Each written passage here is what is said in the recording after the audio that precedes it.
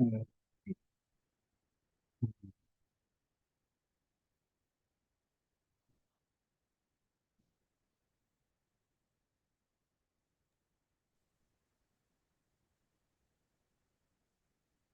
Hi, Gabriel. uh, Very good afternoon, friends, ladies and gentlemen joining us this afternoon. Hope you're having yourselves a very lovely afternoon, and we are glad to welcome you for this very interesting session this afternoon that we'll be discussing a very interesting subject that many of us practitioners struggle with. And this is a subject of converting our bills into actual wealth. And we have quite a distinguished and eminent panel of, for lack of a better word, experts who have, distinguished themselves and seasoned themselves in this area. Some of them have done extensive research. Some of them are experienced in this particular regard. And as such, they are here to tell us how to turn these bills into wealth. Thank you all for your enthusiasm and for your active registrations towards this session. And now to take us through this session is Miss Melissa Muchua, who is a legal manager at Private Wealth at Anderson. Melissa, you're quite welcome, and it's good to see you once again. We look forward to a very wonderful session this afternoon, and yeah, we can't wait to learn how to make the money. Thank you. Thank you. Thank you so much, Gabriel. I hope everyone can hear me. Good afternoon. It is a pleasure to welcome you all to today's discussion called Billables to Billions, Building Wealth Beyond the Legal Professions. To our lovely audience and our panelists, a big welcome. As has been said, my name is Melissa Mashua. I am the manager of the Private Wealth Department at Anderson, and I'm honored to be a moderator for today's webinar. Now, you may be asking or wondering, why this topic? Well, the answer is quite simple because we as lawyers are trained to generate value for our clients, negotiate complex matters, and manage significant financial outcomes for others. However, we're not always taught how to translate that professional success into long-term financial security for ourselves. Many of us, myself included, recognize the importance of this conversation, yet sometimes we simply just don't know where to start. We may also be navigating misinformation about investing and wealth creation, or quite frankly, and I'm sure a lot of us can relate, we may just not have had the time to pause, come up for air, and intentionally begin this journey. So we're hoping that today's conversation can now help us all with that. And how we've wanted to structure the conversation is as a progressive wealth journey. Basically, we'll begin by exploring how lawyers generate and optimize income. Then we'll move into financial discipline and building surplus, followed by investing that surplus wisely, structuring wealth for the long term, and ultimately thinking about legacy and financial freedom. As has been mentioned, we have an exceptional panel of speakers who will guide us through each stage. And before we begin, just a quick note to our audience. We will have time set aside towards the end of the webinar for questions and answers. So please feel free to be posting your questions in the Q&A box as they come up, and we will address those as we progress through the discussion. So I would like to welcome our first speaker. To begin our journey, we will start with the foundation, earning capacity. Before we know how we can invest and build, we must first understand how we as lawyers can optimize the way we generate income. So our first speaker today is Mr. Kenneth Kipalu. He will walk us through how lawyers can better align their careers with financial outcomes. Now, allow me to tell you a little bit about Mr. Kipalu. He is an advocate of the Courts of Judicature of Uganda with over a decade experience in legal practice. He currently serves as partner and head of the dispute resolution practice at KTA Advocates, where he leads complex commercial litigation and dispute resolution work. He began his legal career as a research officer at the Supreme Court of Uganda, gaining early exposure to appellate jurisprudence and judicial reasoning. In 2005, he was recognized by the Ministry of Finance, Planning and Economic Development among Uganda's top 40 under 40 professionals. So we're in really good hands today. He has previously served as chairperson of the Young Lawyers Committee of the Uganda Law Society and represented the society on the Law Council's Committee on Legal Education and Training. So, Mr. Kipalu, I would ask you to please share your screen and over to you for your presentation.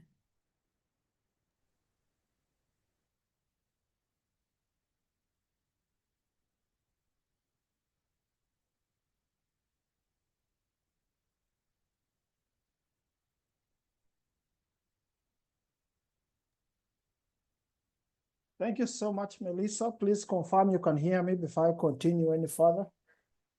Yes, we can hear you. Can also see your screen. Yes, thank you so much for that introduction. How much time do I have again?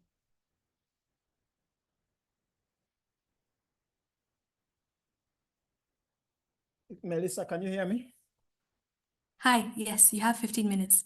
15 minutes, okay. First of all, I want to thank East Africa Law Society.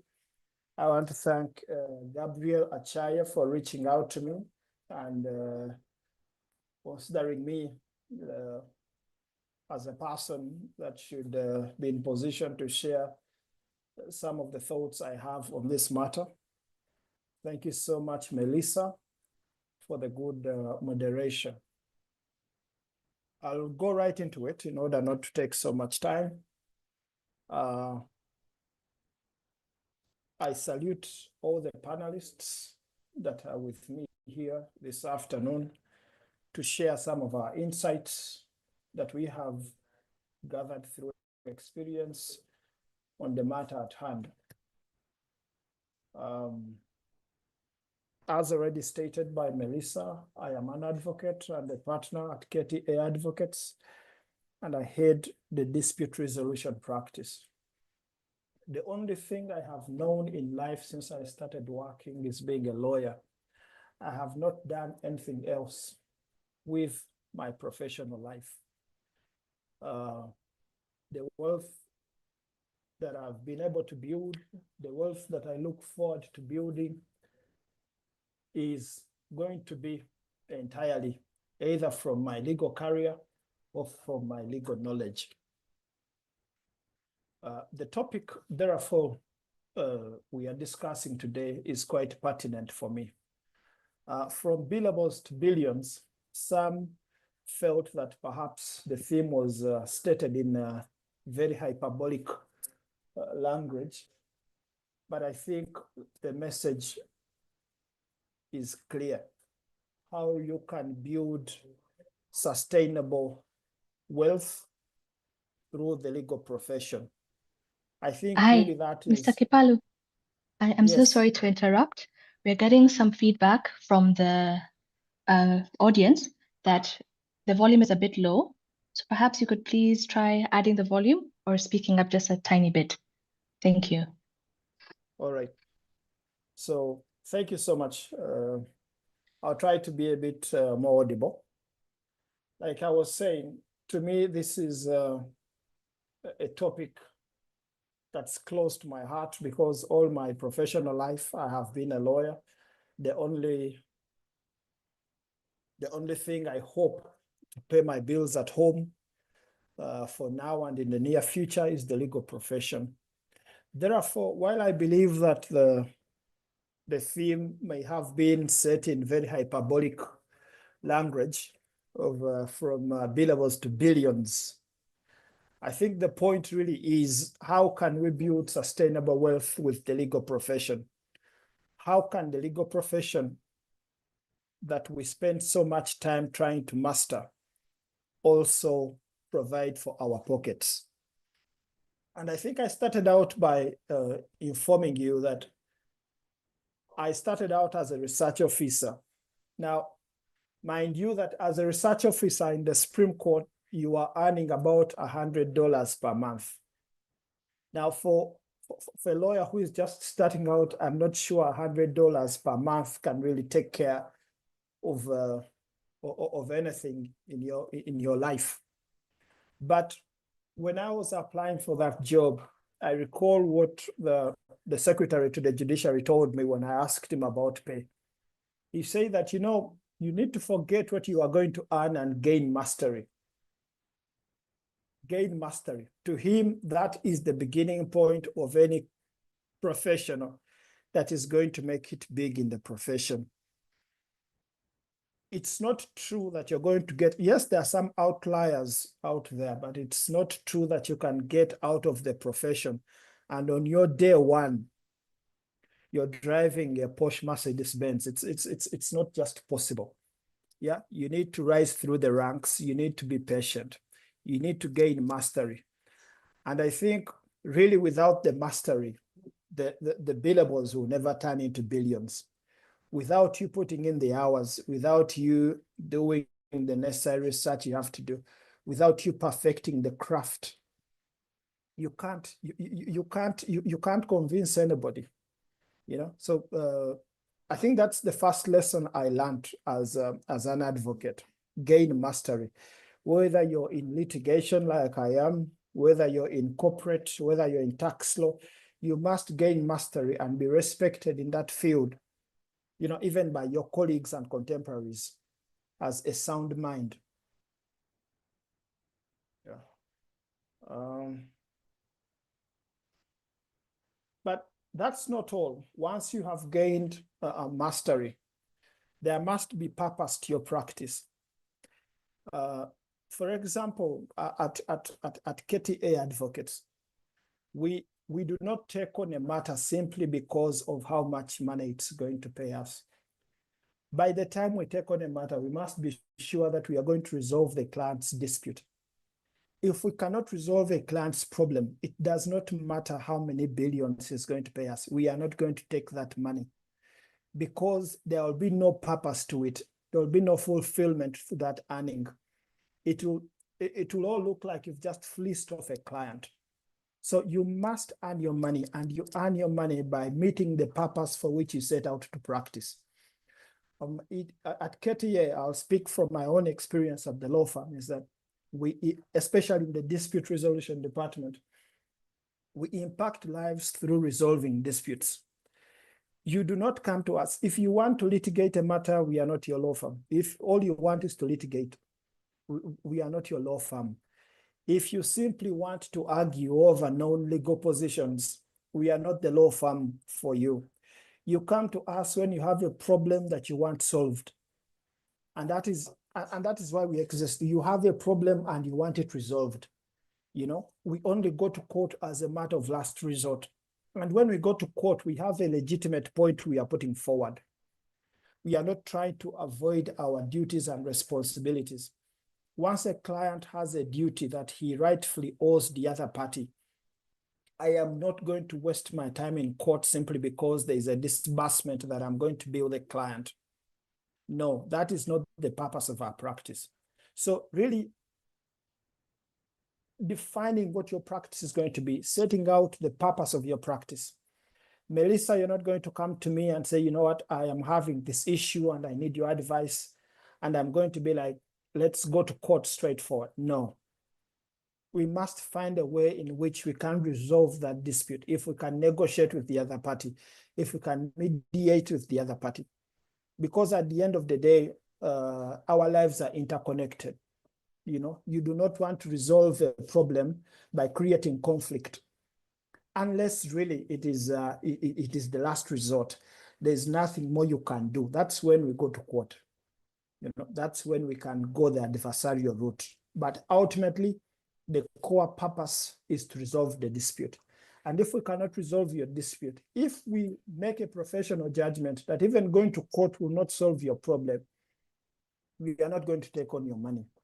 And what that has done is it has created trust with our clients. Once the client walks into our chambers and we give him a course of action that he or she should take, it is easily believed, so to speak, you know, because they know that our core values do not permit us to advise a course of action merely for paper chase, you know. And that is the sort of issue I had with the thematic area. when you craft your legal practice around paper chase, it's never enough. It's never enough, and you're operating in Uganda right now. I think our budget last year was what, maybe 78 billion dollars or something like that. It's not even a quarter what the richest man in the world owns. But even that richest man in the world, I'm sure he has not yet found satisfaction in the things he does.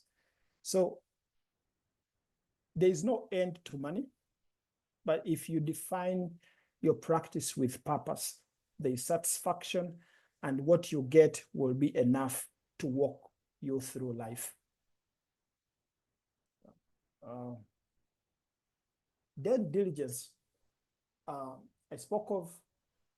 This is something that I see with many young lawyers. A young lawyer walks into your office. When they come into office, they seem like they really need the job, like they are going to do the best they can. Then as soon as they walk into the chamber, the only thing they think about is again the monetary reward. But that paper chase, that endless paper chase is not what creates the money. What creates the money is actually diligence in your work. And in the PowerPoint, I made reference to a certain verse in the Bible which I love so much. That seest thou a man diligent in his works, he shall stand before kings and not before men. I really love that portion of scripture. I think I do not know if we have an equivalent in the Quran. I could be guided by any Muslim here. Hi, Mr. Kipalu. Yes. Apologies for interrupting. The same issue with audibility. Oh wow. So we could hear you before. Yes, that's a good volume. You can keep it at that. Is this better? Yes, much better. Thank you. Okay, so like I was saying, there's a biblical verse that I really love. It says, "Seest thou a man diligent in his works, he shall stand before kings and not before men." Forget the religious background of that quote and just look at it for what it is. That if you are diligent in your works, if you pay attention to your work, if you mind the things you do, you shall not need to chase the money. The money will come to you. But if you're careless, if you do not pay attention to your work, if you do not respond to your clients timely, you will never attract the money. You will always be before mean people. So that chasing fantasies, those who chase fantasies have their feel of poverty. But if you work with your hands, you will see real wealth. So diligence. I cannot emphasize that enough. Do not be slothful in your work and expect to earn anything big at the end of the day. You must be diligent, you must pay attention, you must update the client. Once you've been given a file, it does not matter how much you're going to earn off it. Pay attention to the work that you are doing. And if you pay attention to the work you're doing, people see these things, and those are the things that they reward. But if you're slothful, it will be very difficult to convince anybody to even give you a penny. Then, of course, and this is a thing again I see with very many young lawyers. Now, this comes now to financial discipline. Assuming you have gained mastery, assuming you are diligent in your work, then how do you run your practice? It's very usual for lawyers, especially in the smaller law firms. A client will walk into your chamber, and once they walk into your chamber, they give you 10 million, 5 million. You have not clearly separated the disbursement from professional fees, and you take it all in and you put it in your pocket. That creates a very big problem in terms of accounting. You do not know which money you're going to put you're going to spend on the file, you do not know which money the law firm has earned. That's a serious problem of accounting for lawyers. I just want to encourage a few practices which in my view have been very useful. Once a client walks into your chamber, have clear engagement letters. It does not matter how small an instruction is. Define what your scope of work is going to do. Once you define what that scope of work is going to do, you're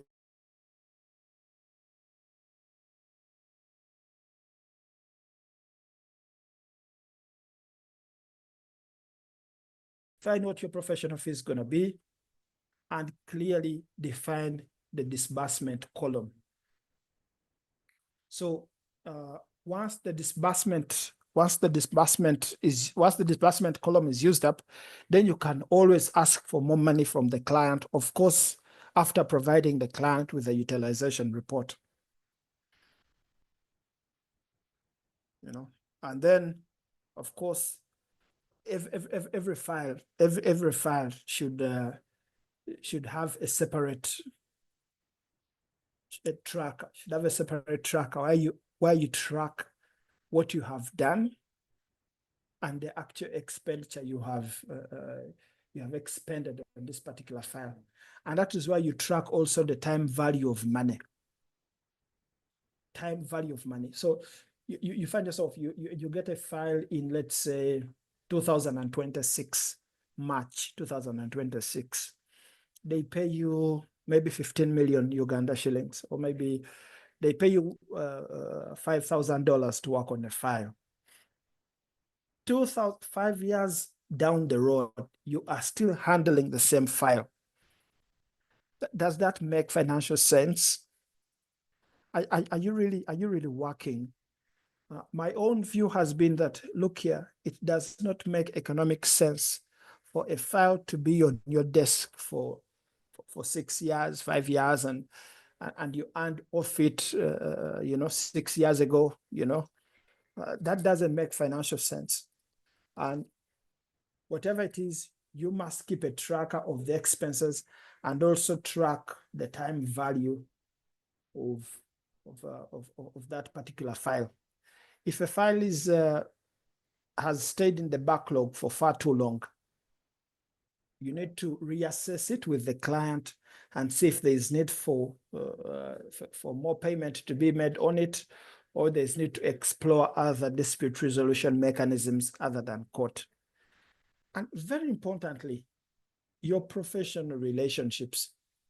Colleagues, you gain mastery in your field, you are diligent in your work, you maintain your accounts very well. How do you relate with others, with others in the profession? How do you deal with colleagues? Your colleagues are not your enemies. And I always encourage lawyers within the law firm that you must maintain a very courteous relationship, even with the adversarial lawyer. The reason is that, number one, it's nothing personal. This is a professional argument that you're having, and you're arguing on principle. And usually today's opposing party, even when you're relating with the opposite party, who is being represented by opposite counsel, treat them with respect. I have seen so many lawyers in the courtroom who treat opposite parties with so much disrespect, especially when they have a chance to cross-examine. I discourage that kind of practice, because once you treat the other party with respect, once you treat the other lawyer with respect, there's so much professional value in that compounds over time. I will give you a personal story. I think there's a lawyer that was on the opposite side in one of the cases I handled 4 years ago. But the manner in which I handled the case was so respectful and professional that a year later, he actually referred me a case, which was, I think it was a recovery of about 10 million USD. And it came from an advocate who was on the opposite side of the road. in a case I was handling. Yeah. So I cannot emphasize professional courtesy enough for lawyers, because it's not true that clients will always come from your relatives or friends. Even your colleagues can refer clients to you. Then I think I was also required to talk about retainers and legal fee structures. First of all, of course, I cannot give any hard and fast rules on how to negotiate retainers. Ultimately, it depends on your expertise and professional credibility, the respect you command. Again, that takes you back to the principles I've just been mentioning earlier. What the respect you command in the profession is what determines how much you're going to bill in your retainer agreement or whatever. But very mindful, in Uganda, we have contracts of chapanty. I'm sure you all know them. You know, agreeing to a commission at the end of the case, you know, trafficking in litigation. Trafficking in litigation, that is very discouraged in Uganda. However, I think it's section 48 and section 51 of the Advocates Act. Advocates can enter into remuneration agreements in contentious matters and in non-contentious matters. This has happened so much, especially with who are pursuing compensations from government. You enter into an agreement and you do not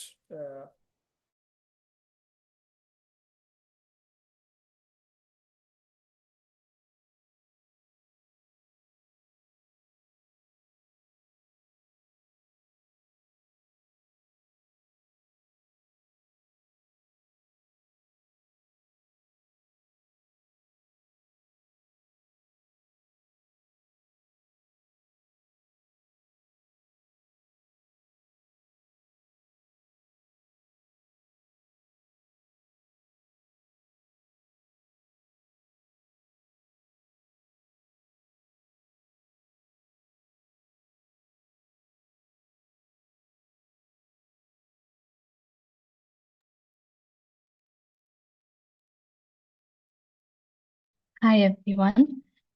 I think we're having some technical difficulties with Mr. Kipalu. I have noted some queries or concerns about the volume levels. I hope you can all hear me. Once he is back, we will ask him to rectify that issue. Maybe just let me know in the comments if I'm audible enough, and to our future speakers coming up, we kindly request that your volume is high so that everyone can have a chance to hear you. For our audience members, apologies for this inconvenience. We will be sharing the recording as well as the slides later, so please don't worry. You will still have all of the material shared with you all. So I would propose that we... Melissa, can you still hear me? Hi, yes. Sorry, I went off. I think my internet was having a bit of an issue. Can you hear me? Yes. Yes. Also, your audio. If you could please request that it's just louder for our audience. They're still having a bit of an issue. Okay. How is it now? Yes, can you now hear me? We can hear you. Just keeps going audibly? up and down. Am I audible? You are audible now. If there are any concerns, the audience members will let us know and we'll let you know. So we have 2 minutes remaining for your time slot. So we kindly ask how many that. minutes? 2. In fact, we're over, but we'll afford you 2 more minutes. Okay. So really, the last point I wanted to make is when you enter into agreements, especially over contentious matters or non-contentious matters, please register them with the regulatory body. Register them with law counsel. That is the only thing you have to do, and you're home and dry with your money. If you do not do that, you can face very serious challenges in respect to your payment. Building multiple income streams, like I said, really, I find it unhelpful. For you cannot be an expert at everything. But the way you build multiple income streams as a lawyer is by teaming up with other colleagues. You can team up with tax specialists, you can team up with technology law practitioners, litigation experts, and together you can have a law firm. When one department is down, it can support another. That is how you build financial resilience as a lawyer and as a law firm. So really, just to recap on the principles: master your craft, have professional discipline, build courteous and strong professional relationships, have good financial management, and I'm sure with those, you can have sustainable income. You can have sustainable income as a lawyer and as a law firm. That's it from me, Melissa. Thank you. Thank you for that insightful perspective, particularly from the Ugandan context. Just two questions for you since we're already pressed for time. Just to make it a bit more practical, for lawyers beginning their careers, because we also have to acknowledge the realities of life, yeah? How can they balance the pursuit of mastery with the financial pressures of supporting themselves, especially in today's tough economy? Mr. Kipalo. Yes, thank you. Like that's actually a very good question. Like I told you how I started out, I was earning about $100 per month. And so the question you're asking me is actually, I can answer it from lived experience. I cannot theorize about it. And what I did that time is really, I had to live a very minimalistic life. My life was very minimalistic, but also like I said, being diligent in your work. Once your diligence shows, once you cannot stay at the bottom for far too long. You cannot stay there for far too long. And then, of course, you also need to be able to track yourself as a professional. You need to know when your value has increased. You need to know when you've gained mastery of a certain craft and how to negotiate for yourself. Maybe that's a point I should have made. You need to know that, okay, now this is the time for me to leave this place and I have to negotiate for a better pay from clients or for better pay from my employer. I think that's very key. But starting out, if you're starting out, honestly, you must go through the struggle. You must go through the struggle. There's no way around it. I would be lying. That struggle is necessary in my view, but you must endure it. You must endure it, and if you endure it with diligence, with resilience, there is light at the end of the tunnel. Okay, thank you for that very sobering reality for all of us. You've actually answered my second question, so there's no need for me to ask the second one. So if you'll allow me, I'd like to now invite our next speaker.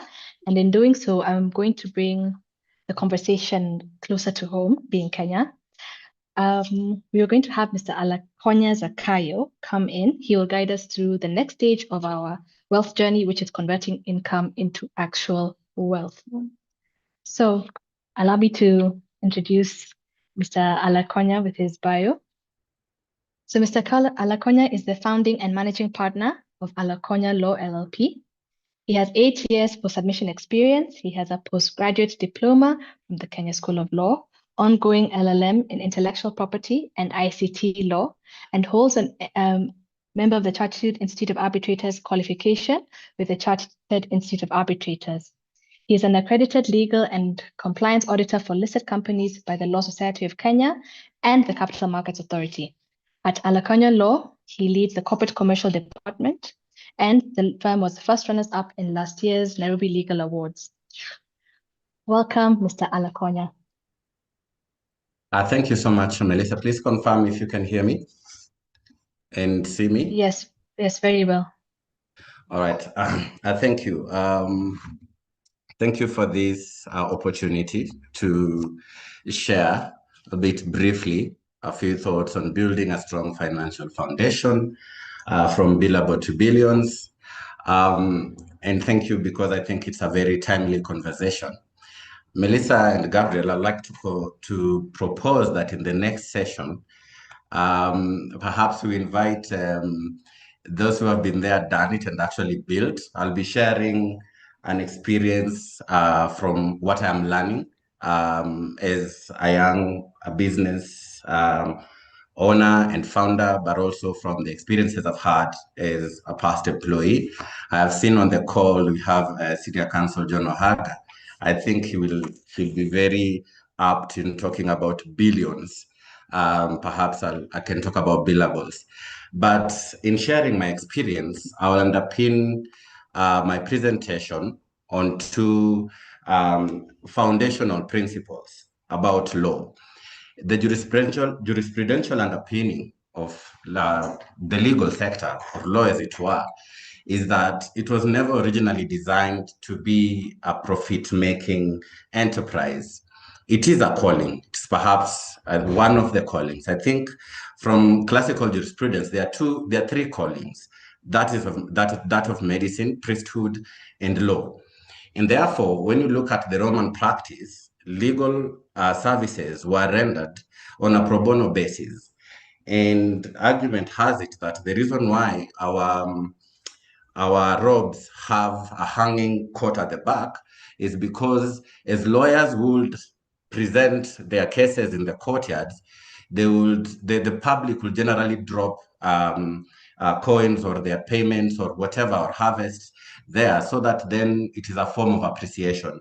When you look at priesthood and medicine, really, the compensation there is more of an appreciation. And that is the foundational underpinning of how we are trained. Lawyers have never trained how to monetize their services. In our legal training, I think we encounter accounting and financial services or financial training here in Kenya, the Kenya School of Law, which is done as a by the way, but not really how to structure and monetize our services. And then we come into the legal practice, and then we are forced to evaluate or assess our own offerings from a compensation perspective. And therein falls the disconnect. How do I value my knowledge? How do I monetize properly from a profit mechanism, from a profit point of view? How do I monetize this service that I'm rendering? This is something that I have come to discover, that you have to go through it for you to understand how to truly value your service. Yes, you will find experience in if you've worked in a proper law firm, you'll have learned how the billing is done. You'll have learned how various services are weighed.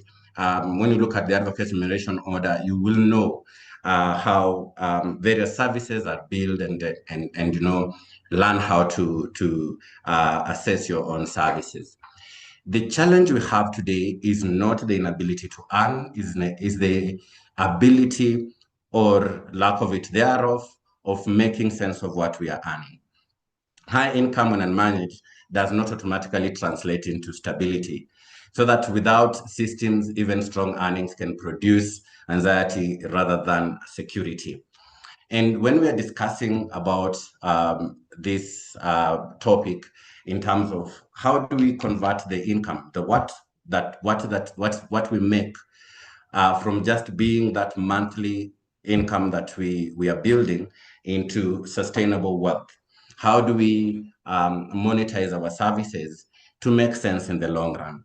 The first question that we must ask ourselves today is this: when you are unable to report to your workstation tomorrow, when you're not able to raise that fee note, that deposit request, when services will be interrupted as they were during the COVID window, during the COVID period, how long will you last? How long will your savings speak for you? How long will the file that you earned yesterday hold you?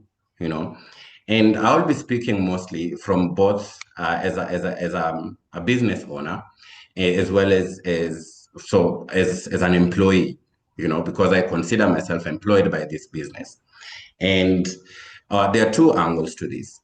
As an employee, it might seem particularly those who are employed, not in my case, like I'm employed by this law firm, because the first thing I normally think about is how to sort out the rest of the employees. And we'll talk about the realities of owning a business while still trying to create, to make sense out of what the business is earning for you as a business owner.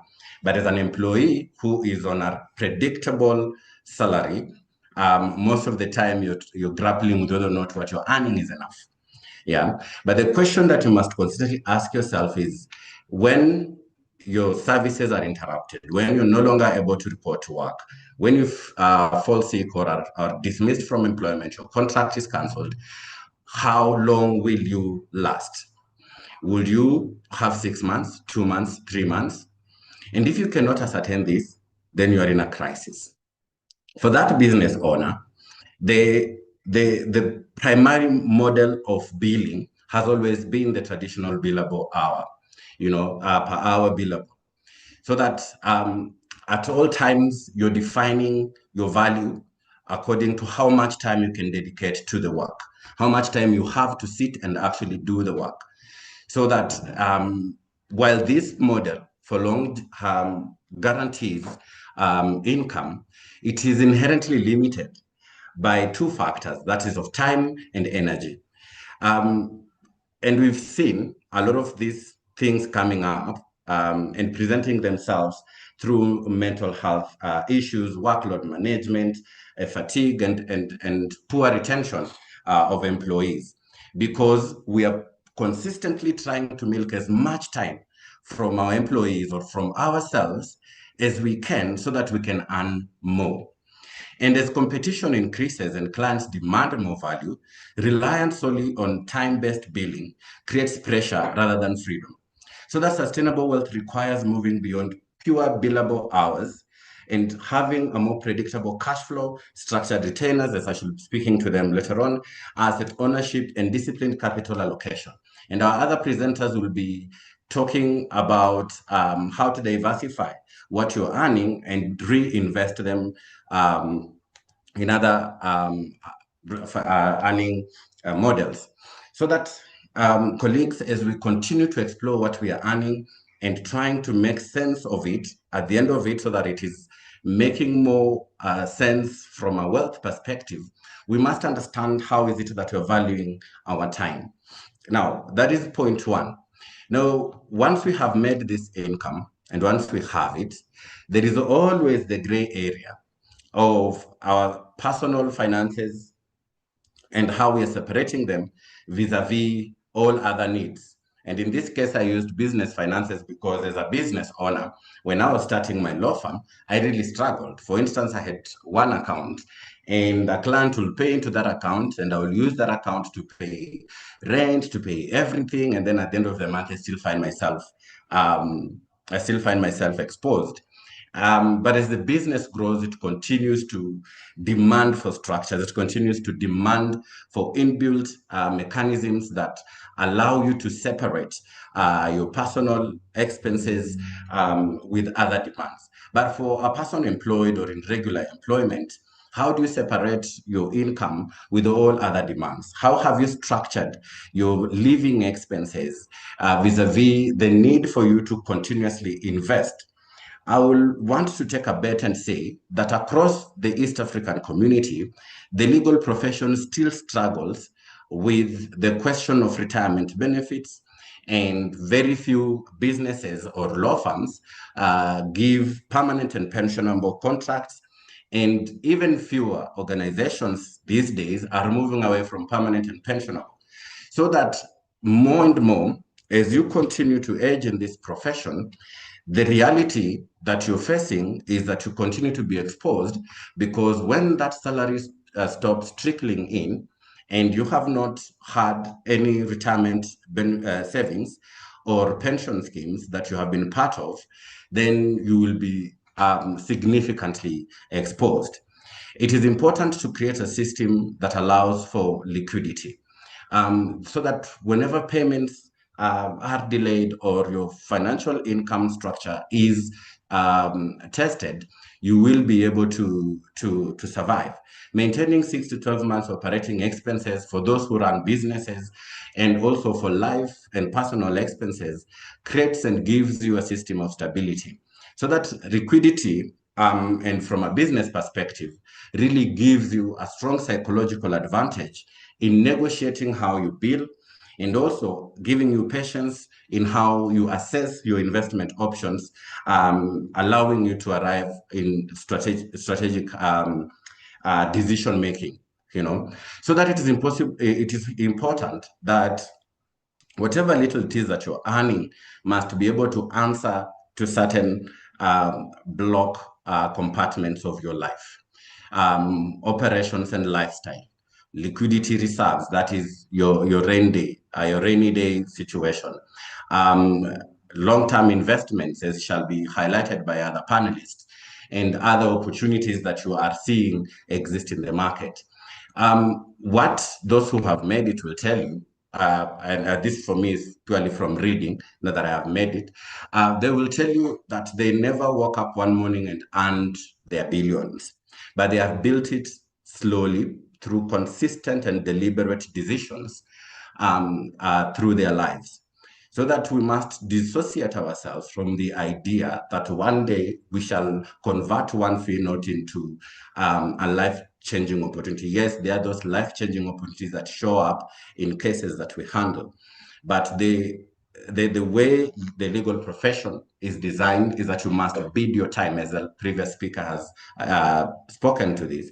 You must bid your time. You must build credibility. You must build your patience and your capacity to be able to deal with different types of clients.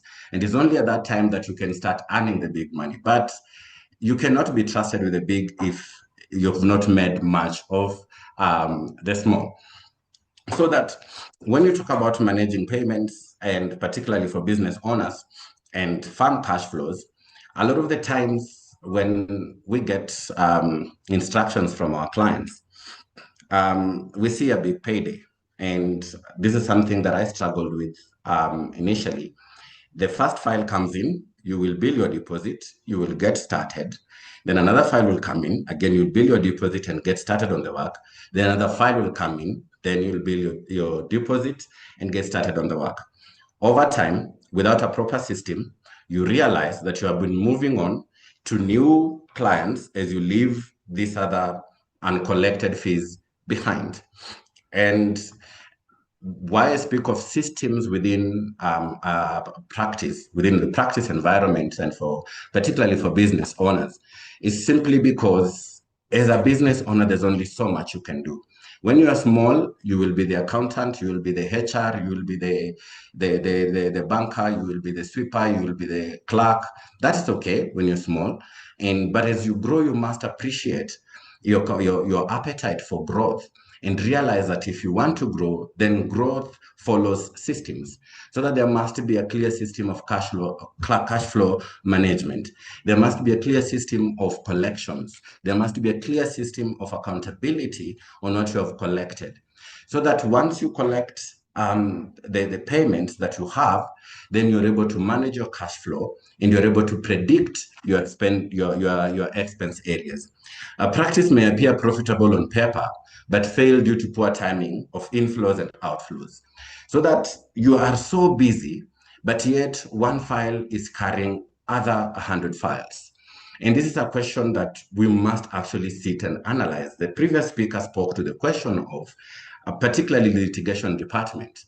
I have found, in my experience, little experience that I've had, I have found that it is easy from a business perspective to try and assess profit income from a commercial and conveyancing perspective, because more often than not, these are assignments that are time barred. They have very specific time frames, and rarely do they extend beyond 1 year in worst case scenarios, unless they're those big merger and acquisition transactions. Now, it is easy to plan and map out profits, and you can actually sit and say on this file, this is the workforce that will be involved, this is the time frame that it will take, and this is how much that we shall charge. And when I'm speaking about the workforce, as a business owner, you must be able to answer the question of revenue per employee. So how much is that file earning? And what level of employee are you putting on that file to make sense? So that, for instance, you cannot take, say, in Kenya, we have small claims division, which speak to claims below 1 million Kenya shillings. And put a senior associate or a very high senior associate, principal associate, or even a partner level to be attending to small claims court. There's a mismatch there, yeah, because the complexity of such matters is so minimal, and the earning of it is already capped and minimal to the extent that then your revenue per employee will not be making sense. So that for commercial, back to my point, for commercial and conveyancing is really easy to define a profit when a profit has been made. The challenge comes in litigation, and that's why I agree with the previous speaker. Map out the lifespan of this particular file. How long are we likely to take this matter in court? And what is this likely to look like in terms of costs? Disbursement is never a problem, particularly when properly explained to clients. The challenge normally comes in when we have billed for professional fees. Have we billed properly to last us that long that the file will last? You know, and that is where you find other files that are literally profit making. And this skill really is something that I still struggle with today, because the ability to assess a profit question in such a file is not something we've been trained to do. It's not something that comes intrinsically to us as lawyers. Lawyers are not, strictly speaking, businessmen. They make bad businessmen, most of them. But those who have paid attention to it have hired the correct competencies to try and help define these elements.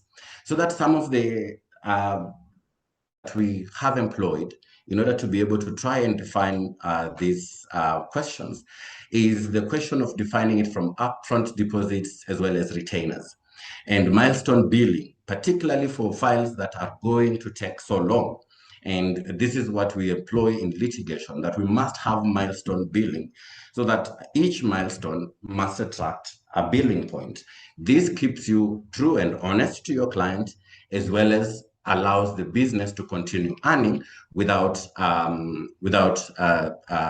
spending and getting the file into a loss-making situation. Sometimes we insist that work can only begin upon when deposits have been received. This is mostly reserved for new clients, those that we've not engaged with.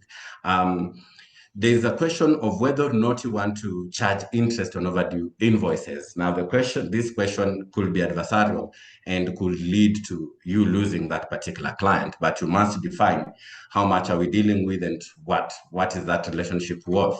And so it is important to map these things out, particularly once we have been able to highlight how is it that we are able to monetize the various billing points that we have. The next important point of consideration is the question of ensuring that we generate or create a consistent revenue stream. And I'm sorry to the people who may not be running active businesses, because this may seem to be speaking to only business owners. And that's a very important element of recurring revenue to be able to sustain the business. And when you have created a recurring revenue, it allows you to stabilize the practice and allows for predictable income streams that reduce dependence on sporadic or working clients or other types of work. And how do we do this? Of course, we've talked about retainers and the introduction of other services, and partnering with colleagues to be able to offer services in areas where you are not particularly qualified in. And this, once you've created a recurring revenue stream, you must then match it with discipline, personal spending discipline. This speaks to everybody, whether you are employed or a business owner. Discipline is one of the greatest tools, regardless of how many billions you earn. Without it, you're never going to enjoy them. It is important that we manage our lifestyle. Now, the problem is this. With this wonderful profession of ours, we have grown up seeing our seniors in wonderful suits, top of the range vehicles. Sometimes they post dining in Maldives, and how so much we desire for that to happen to us, without realizing that Maldives and top of the range vehicle has been earned over a span of 20, 30 years plus. And therefore, when we get lucky, in that one chance we get, we also want to do the same thing. We want to change where we dine. We want to subscribe to country clubs, and we want to also attempt our luck at Maldives, while only being 5 to 10 years in practice. It is important to appreciate that certain growth can only work the way wine matures over time.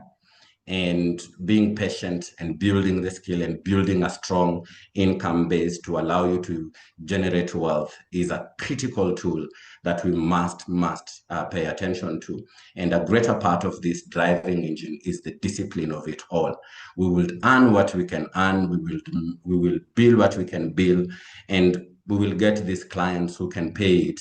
But without discipline, we are going to erode any efforts that we would have made.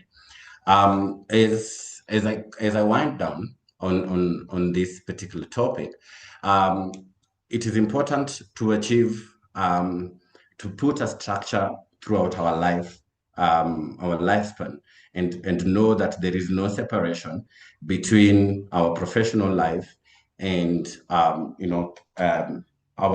general life, and that we are building the life that we want to live in future. I always insist that there is no, for instance, for a lawyer, a business owner, there is no client who will walk into your law firm,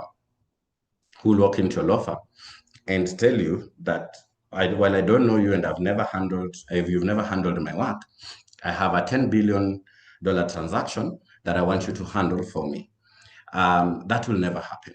That kind of a client will go back to a lawyer that served them before. My principle is this: take care of all your clients, even the lowly paying clients. It's only the client who first gave you your first $10,000 that will be able to bring you your 10 billion transaction. It's only that client that you took care of, the small one who walked in and didn't appear to be able to pay you well, that you handled with care and respect, and all the professional competency and skill that you could, that will refer you to that client that will change your life upside down. So create a structure that responds to what you want to achieve.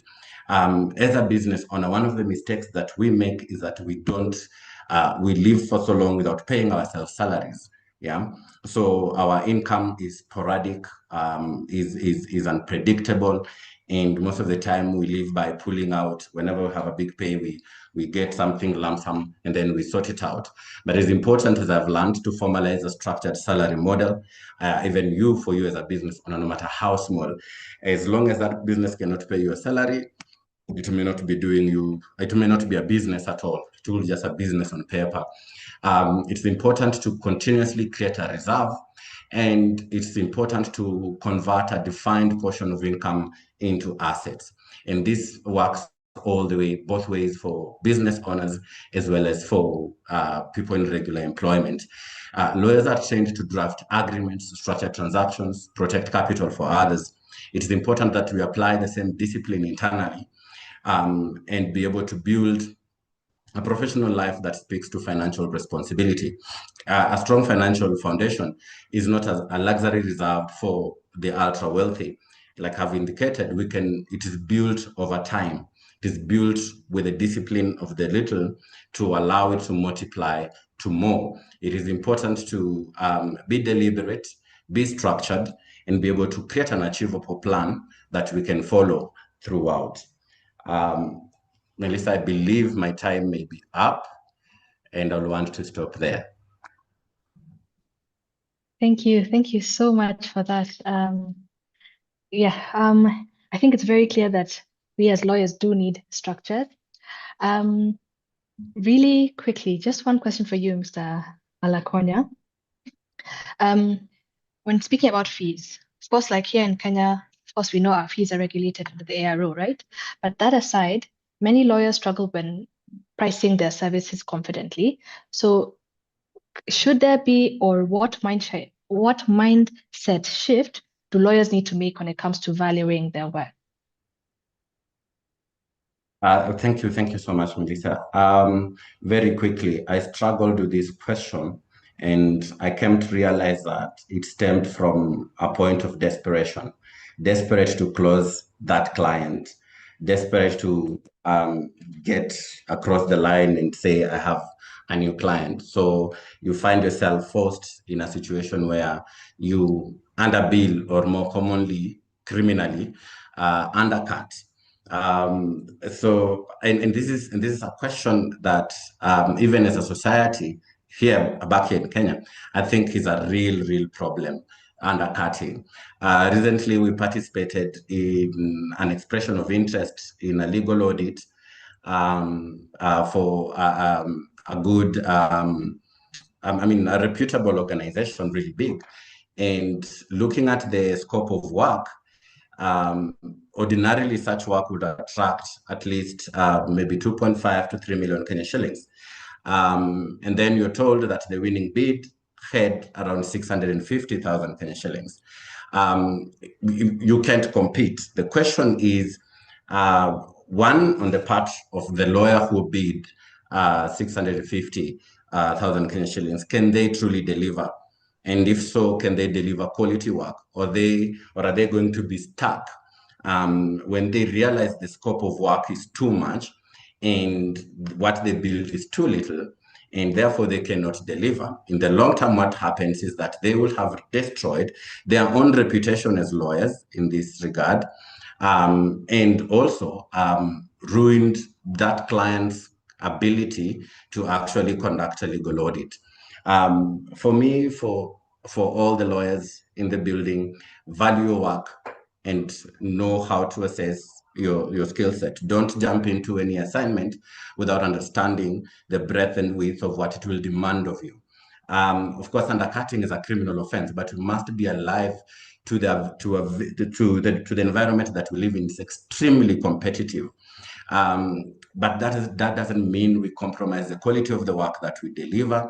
We compromise our own value and compromise even the reputation of the legal profession to clients.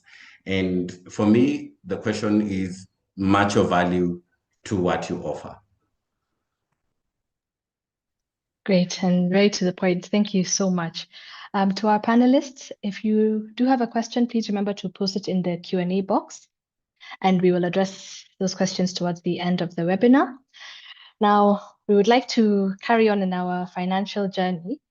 So now we've learned how our profession can create a surplus. The next logical question is, what do we do with it? Yeah.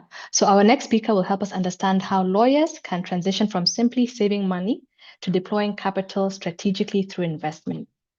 So I'd like to welcome Khushbu Dutia. She is the head of investment advisory Kenya and Uganda. She leads the investment advisory business, delivering tailored investment solutions to high net worth and affluent clients. She specializes in portfolio management, wealth structuring, and investment planning, helping clients navigate global financial markets to grow and preserve their wealth. Welcome, Ms. Dutia.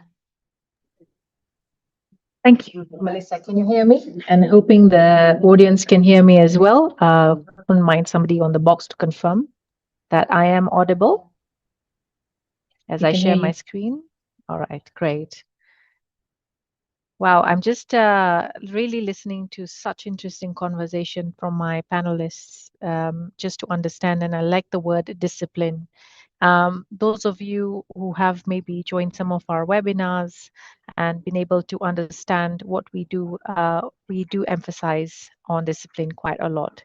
So just to confirm, you can see my slides? Yes, we can. All right, great. So my name is Krish Badutia, and I look after the investment advisory business in Standard Chartered, and we work very closely with our clients in the journey of making sure they understand their wealth, cycle. And as my panelists were saying, very interesting to know you're generating all this wealth, and we want to make sure we create, grow, and protect it. So just a bit of history with Standard Chartered. I think just to give a bit background, Standard Chartered is one of the leading international wealth managers in the world. We're number 3 in Asia, and we really focus on making sure we give our clients access to local global investments and capture the opportunities. And you'll see through my presentation, when you make a decision on investment planning, there's a lot of variables that come through. And thankfully, I'm sure many of you are very, very much delighted to hear this is all on the mobile app. So if you're an account holder or looking to open the account, you can access everything on your fingertips on our mobile app. So we will obviously go through that with you if you like a follow-up. I think just to give a view, and as mentioned earlier, there's so much happening around the world, and I think let's just give a context of, home ground Kenya for now, that we'll cover in terms of what's our macroeconomic overview and why is it important to know what's happening sometimes, because it helps you plan your investments in a way that sort of navigates a lot of economic cycles. Like you mentioned, is your clients come to you or you are looking for business, and where are the areas that you need to make sure you price it well, bill it well, to make sure you take a view on long term as well. So just to give a view, obviously inflation is our cost of living, and that from 2022 has had a peak because of interest rates being high. Our cost of living had gone up because of fuel, energy prices, food prices as well, that come into play in our day to day. So as you can see, they have been fairly coming low over the last sort of 12 months, and the central bank has consequently cutting interest rates as well. So you probably had benefits of the high interest rates around T-bills were at 14%. That doesn't live long. It's a very expensive rate to hold in debt. But the objective really is to improve lending or liquidity. I saw a question about lawyers getting access to credit. So happy to have a discussion post this if you are interested. But the idea is credit is one of the most important factors that the central bank is looking at to improve liquidity in the markets. Hence, the central bank rates or your money markets, you'll be seeing short-term rates come down. Our GDP growth rate is averaging around 4.9 to 5. That's what the IMF has projected. Of course, this is pre-conflict that we saw, last week, but this is still something focused on the economy recovery for Kenya as well. I think on the shilling dollar side, we talked about multiple sources of income. Of course, we also encourage multiple currencies because you want to be diversified. And I heard lawyers who love to go to Maldives, you'll have to pay in dollars. So we'll help you achieve that goal by getting you some dollar income. But the objective really is we have a stable currency going in. And of course, our reserves are pretty strong. That helps support the currency as well. So I think those factors, just to give a view of what are we seeing on the ground as you are looking for business from customers as well. There's a lot of activity, and you'll see with the lending rates coming down, a lot of credit or borrowing will happen to invest in businesses or even in infrastructure or manufacturing as well.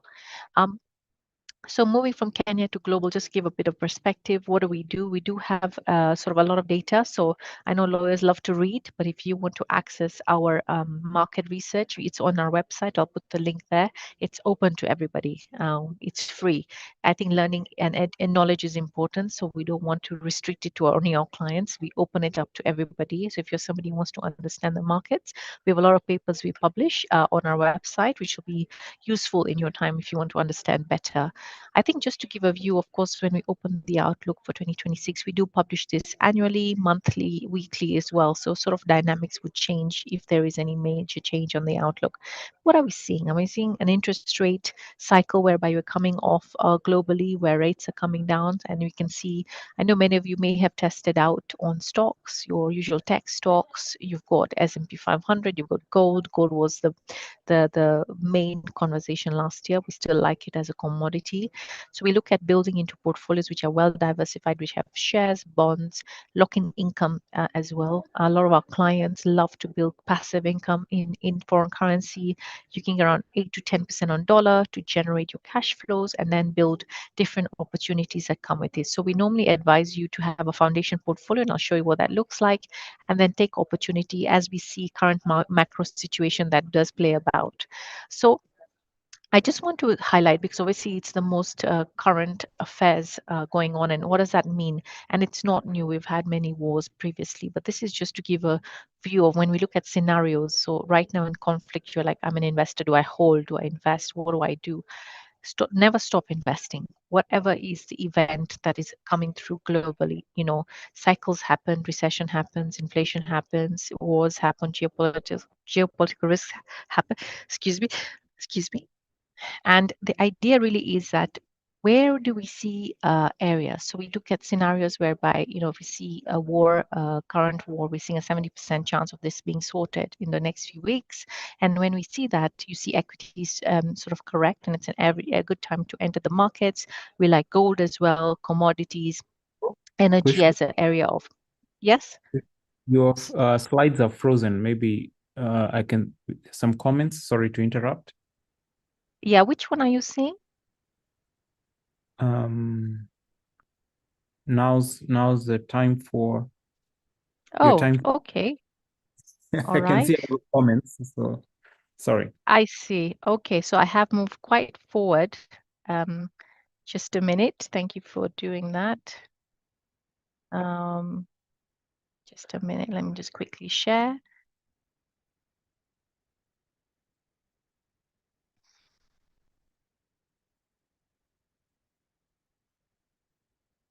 Okay. Are you able to see the presentation? Yes, I think Yeah. we can. Okay.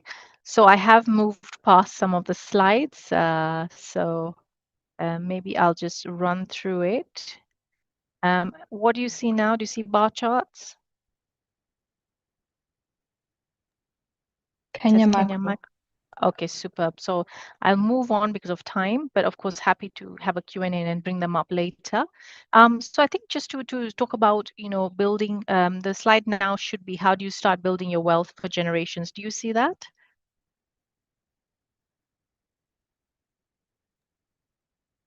It's on the Kenya macro slide still.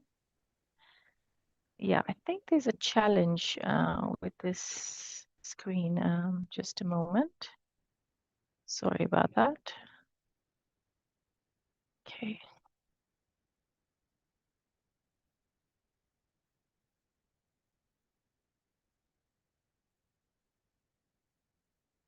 I think the presentation mode is just restricted to the slides. Just a moment. Okay, let me try this.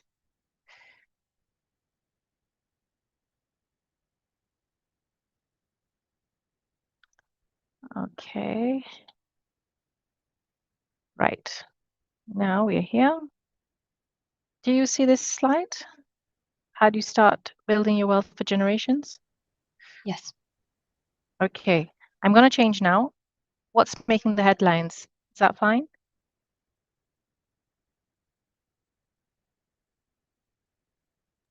Yep. Okay, okay. Just a minute. So here we are. Okay.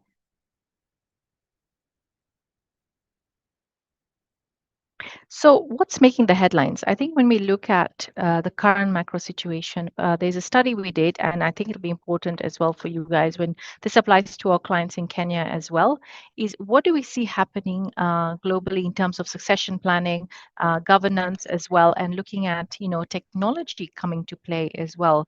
And I'm not sure if you're looking at your clients right now and they're asking about, where do I involve in terms of the next generation? And those are important conversation as you speak to your clients or for yourself, is that I'm building this business, or I'm, building this portfolio, what do I do with it? How do I make sure that it's sustaining different macro areas as well? So one of the things we do, the SC Well Select is an area where we use to understand, planning for today, tomorrow, and forever. And the objective really is to make sure that as you're planning, and this also applies to your business, by the way, it's a framework that sort of thinks through what does my today look like? So I heard about making sure you have different cash flows. So what is the cash flow for today? Do I have to pay rent? Do I have school fees? Personal obligations which are short term between 0 to 1 year. And those are the solutions you start looking for. Say, I need to place my investments in a portfolio that generates my today's needs. And it's good to put a number to it because it helps you now say, separating all your income in different buckets. Your tomorrow essentially saying now that 3 to 5 year plan. You have children going to school, or you're looking to say, look, I want to buy a house in a few years, or I want to look at, building some foreign currency again for education, or maybe, retiring early. I've had a lot of requests for that coming through that, I don't want to retire at 65. I want to start retiring at 50. How do you plan for that? And the forever is for those who are saying, I'm already in my sort of late cycle of my business. I'm looking to transition. How do I plan for the protection and making sure I have succession planning as well? So those are the three frameworks, and we'll share with you sort of a nice questionnaire that helps you think through that as well as your planning. And use this also to benchmark in your business. Is your business built for this today, tomorrow, and forever? So let's start. And I see the audience is quite mixed. Just to confirm, Melissa, you can see planning for your income goals slide? Yes. Okay. So who am I? I'm a mid-level professional. I have some experience in investments and have a young family. Means you've dabbled a bit, you bought land, you've got some, investments in shares, but your family is growing and you need to think about, where do I go? So what would be your life goals in that perspective? Is building a diversified portfolio and creating multiple sources of income that will make sure that you're protecting the children's education, you're buying your dream home, and you want to still plan for that retirement that could be earlier than planned. So those could be some of the life goals you're thinking about. And then what would you be looking for? So you want to make sure, how do I do this? So if those are my goals, what are the sources of investments that I can use to build these sources of income? The next chapter is for those who are already experienced or late cycle in their career. They're multi-bank, so they've got different accounts, they've done a bit of investments, they're still looking to areas where they're close to retirement age as well, and their business, maybe they're looking to sell the business. So what could be their goals? Again, making sure they still continue income into their retirement, because remember, we still are living longer than our family or our parents were, or our grandparents. So because then medical, has improved. So the idea is you may need income for till you're like 80, right? So if you retire at 50, you need another 30-year plan to make sure you get continuous cash flow. So the question is, how do I continue building that? How do I make sure my succession planning is well? I mean, you're the best in this market, the lawyers. You probably know making sure wills and succession planning is in place. So what you will be looking for, again, similar protection, more important now, getting into that space, succession planning solutions. How do you make sure you preserve your wealth for the next generation? So when we talk about that, we look at the today. Now, what the today means is essentially looking at short-term money markets where you have something that you can access very fast. One of the funds we have is, minimum 500 shillings. You can just put it away and it earns you an income and it's compounding every month. So it's more for the school fees or the rent that you just need to access. You get money market offshore funds that give you dollar income as well, but low and conservative to access the funds in case you have a cash flow need to pay university fees, for example. The minimum is like $1,000 to invest or $100 a month. And then treasury bills, I'm sure many of us have done, where you can access short-term papers from the government. Now, when you talk about tomorrow, I think most of the things that come into play is building multiple sources of income. So you have your bond portfolio in the Kenya shilling, where you can get a monthly cash flow coming through a level of 6 bonds that can pay out every month. You can look at international mutual funds. We work with fund managers like BlackRock, Franklin Templeton, and they pay you a dividend, or you can access, equities depending on what you're looking for to build your offshore portfolio. And then you've got international bonds, your likes of Meta, Pfizer, US government. You can access that with a minimum of $20,000 as well. The other one is, of course, credit. I think the question came in, can I borrow against my portfolio? It is available for you. If you are investing, you can use that as a line of credit to access liquidity if you need for your business. I think with the forever is looking at, houses, investment properties as well. It's a great way to build that diversification into the portfolio. Insurance, I think we have to have that. It's a protection that you have to build on as well. International banking, for those who want to diversify in different jurisdictions, we also have access to that. So the objective is a lot out there. Not everything will be applied to you. You have to think through what is important and how do you build towards that goal. So how do you do that? This is a foundation portfolio. So if you're an investor, you want a balanced portfolio. Now, this is something we say it's our asset allocation. Now, we would be the ones allocating it, but just for your reference, even if you're looking to build equities, so if you have 1 million shillings, 54% will be in shares if you're a balanced investor. Accessing North America, Europe, UK as an allocation. You have bonds as well, developed market government bonds, corporate bonds, local currency bonds. You keep some in cash and you keep some in gold. This is what a balanced portfolio looks like. Now, for you, just to be clear, you don't have to do this. This is what we do. So if you're an investor who wants to build a foundation portfolio, we already have ready-made portfolios. So let's look at this from the lowest risk to the highest risk. If you're looking at a conservative fund, you're looking at a 5% return on dollar. This is something very conservative, low risk, depending on your risk appetite. As you go higher, then you're looking at around 20% return on dollars. This is where we understand your risk appetite and understand your objectives before you get into any investments.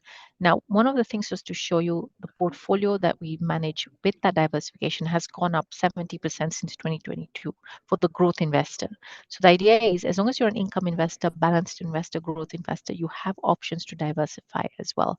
So key things, and I love hearing from the different panelists, is discipline. Number one, it applies to investing, it applies to your business, it applies to you losing weight as well. You have to stick to the plan, whatever happens. Diversification, geographies, types of investments, sectors, currencies as well. Make sure you spend time in the market as we're going through right now. Markets will go up and down, but no panicking because you have a long-term plan. You keep buying into good quality investments. Risk and return, making sure that you understand your risk appetite to be able to get the type of return that levels on that risk. And protection, ensuring you've protected. You are the breadwinner of maybe the practice you have running, or maybe you are the one who's earning the income for the family, making sure that you protect yourself, which is most important as well.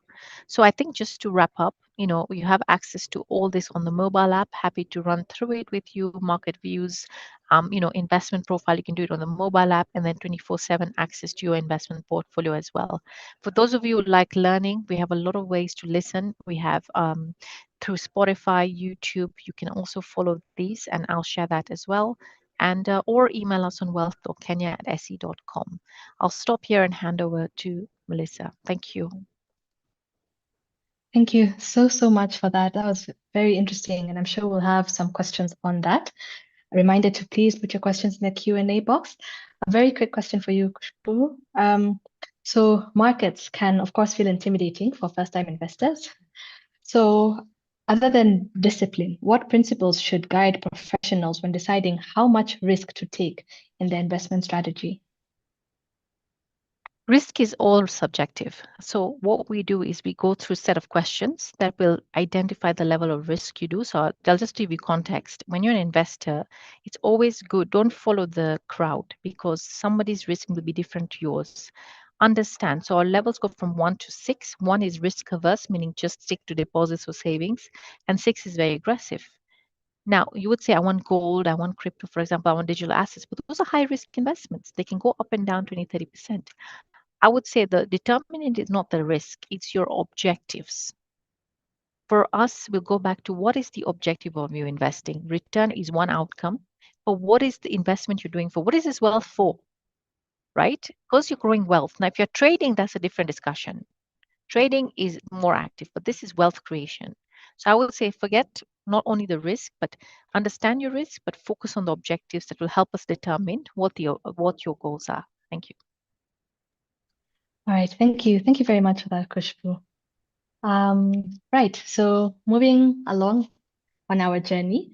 For this next part of our journey, we're going to switch the format slightly. Rather than having the presentation followed by questions, we'll begin with a few reflections that we as lawyers should be asking ourselves when thinking about long-term wealth planning. The speaker that will help us with this next segment is Mr. Alex Mungai Ruri. So as Alex walks through his presentation, Alex, we invite you to keep these questions in mind, and hopefully your insights will help us answer these questions that we do have. A little bit about Alex. Alex is the Chief Executive Officer of Maran Capital Management, an investment advisory, wealth management, and private equity firm focused on helping individuals and institutions build, grow, and preserve long-term wealth. With over 20 years of experience in financial services, he has led teams across investment management, financial advisory, and strategic planning. So, Alex, some of the reflections that we have and that we should ask ourselves is, one, if your retirement portfolio were presented in court as evidence of prudent long-term planning, would it win the case? Number two, how could your portfolio convert assets into liquidity without forcing you to sell something valuable at the worst possible moment?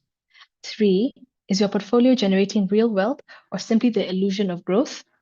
Four, would your retirement plan survive a major market correction without forcing you to change your future plans? And five, is your portfolio designed to generate income in retirement, or is it simply a collection of investments that perform well during your accumulation years? I know that's a mouthful, but I am sure you're up to the task. Welcome, Alex. Thanks, Melissa.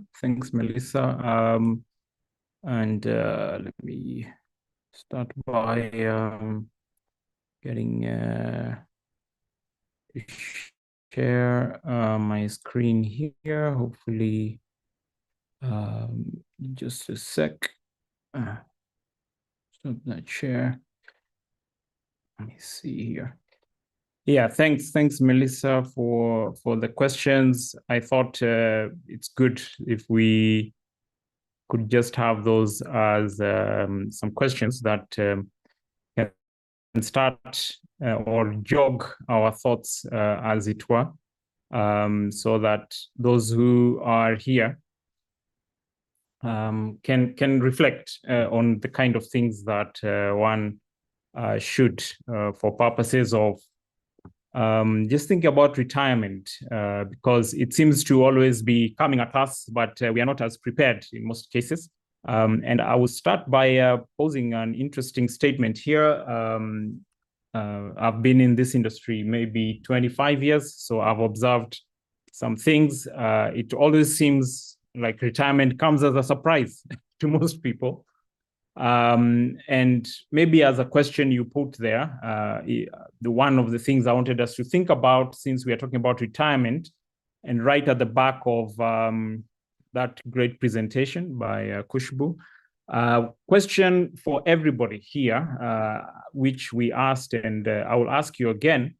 If you are in court and your retirement portfolio was presented as evidence of prudent long-term planning, would it pass the test of liquidity, growth, inflation protection, risk diversification, and income sustainability? I show up in court every now and then, and the veracity of questioning that I hear people going through, maybe this is something everyone should ask themselves. Is it that you would be found to be having a prudent long-term planning strategy on your retirement portfolio? Critically, you have been retiring since you were born. We've all been heading there towards retirement, and that means retirement could be anywhere between, if you're employed, there's a retirement age for those who, consider themselves, they will retire. There are some people who say, I will not retire. Most of my learned friends who I know, they say they will not retire. And the question is, what's your retirement plan? When it starts from when will you retire? And then there is, in terms of age, or will you retire because of the amount of money you have? Or will you retire because you figure you want to start something different? You want to change career into a less engaging task or career? What is your retirement plan in terms of timing? Or what gear will you change to and from? even before we go to the economics of it, the timing, the circumstances, what will you do from there is something that most people need to think about. And my statement there is, don't let that surprise you. Be the author and designer of your retirement, starting from what are the conditions, what's the timing, what kind of life do you want to live right after you retire? What does that look like? Are you going to travel the world? But there's some things that you want to check when you come to retirement planning. And I've used it in the way that I figure most of us would probably relate to. And maybe in, when I've gone and I've been told about the test of fraud, I have also come up with a liquidity test to make sure that we can prove your portfolio has liquidity well built into it. And the first thing you want to think about is this scenario I've put here around liquidity is if you are 62, around retirement, largely invested in property, exactly, you have the private deals going on, you have long-term funds. Hi, Alex. Yes. Sorry to interrupt. I see from the chat box that there is an echo in the audio. Yes. So just something to note. Okay. Switched off. I think there was something going on at the back. You can hear me clearly? You can hear me clearly, Melissa? Yes, I can. I hope the audience as well. Okay, thank you. Let me check on the comments. I will be checking on the comments just to see if there's something that come up.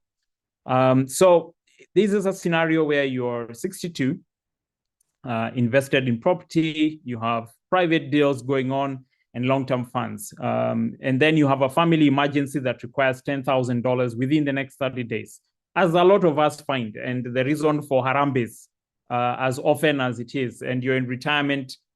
So how quickly would your portfolio convert assets into cash without forcing you to sell at a loss or disrupting your long-term investments? This is the liquidity test in terms of retirement planning. You need to ask yourself, why am I planning for it? It's because of the liquidity requirement. So a lot of times when you're doing your retirement planning, you want to ask yourself, is my portfolio structured to be able to respond in case of emergencies, in case I have, those kind of situations where my children, their grandchildren or a relative suddenly, while I am in retirement, and cannot go to my employer to ask for an advance in in salary or something else. What are you going to do? So when we are creating a portfolio for retirement, we are thinking about these emergencies now depend wholly on you and nobody else. So will you be able to deal and be able to execute? I realize a lot of professionals, because they don't have the time to keep watching markets. And I listened to the first learned friend who talked here and said, rightly so, you don't have, a lot of assets or the time to keep managing assets. So what people do is, avoiding what we call paper assets, they go into hard or fixed assets. That means you buy land or property, and then these are not liquid instruments. And then when you need the portfolio to respond, it may not respond because you are liquid poor. And you don't want to be liquid poor.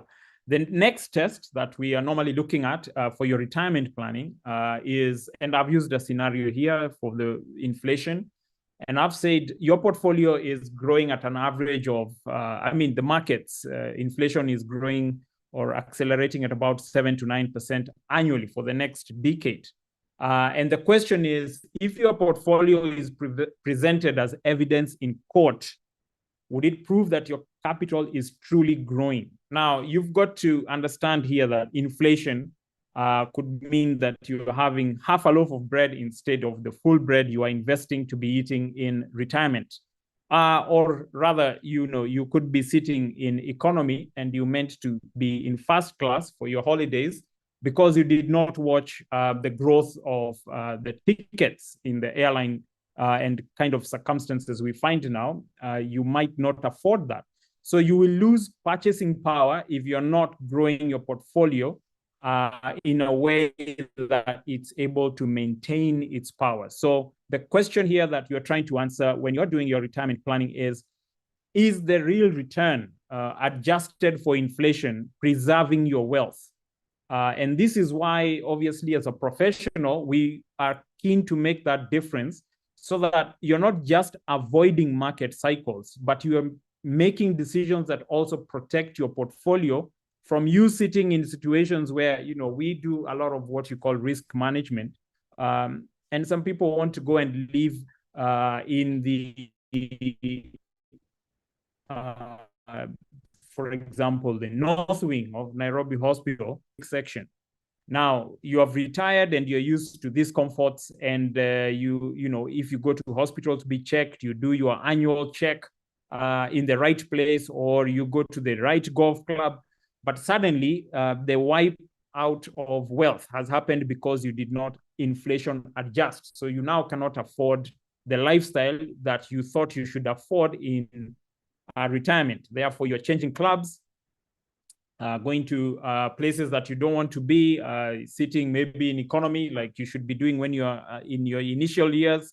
And you're finding that this is happening, and you're pushing and shoving with the younger people, in economy, as it were, while you should be enjoying yourself in business or first class. That is an inflation adjustment that you need to take care of so that you don't find yourself in the place you didn't plan to be in retirement. The other example here is the drawdown. A drawdown is risk, like how far down are you ready to tolerate market changes and value changes on your portfolio. So in our space here, this is very critical because this is what real risk is about. And the question is, if a global crisis hits markets and your portfolio declines 35 to 40% in a single year, which is similar to major historical market corrections, which have been seen in various cycles, are you able to have your retirement plan survive a prolonged drawdown, a decline in value without forcing you to delay your retirement? So you could be happy that your portfolio has now hit 100 million shillings and you want to retire, but then the market drops significantly, either locally or globally. And then you have to liquidate assets that you held very closely to yourself, sentimentally or otherwise. And you have to sell this at depressed prices because your portfolio is not responding to your expectations because of that drawdown. So for us, it's important to have what you call a drawdown management.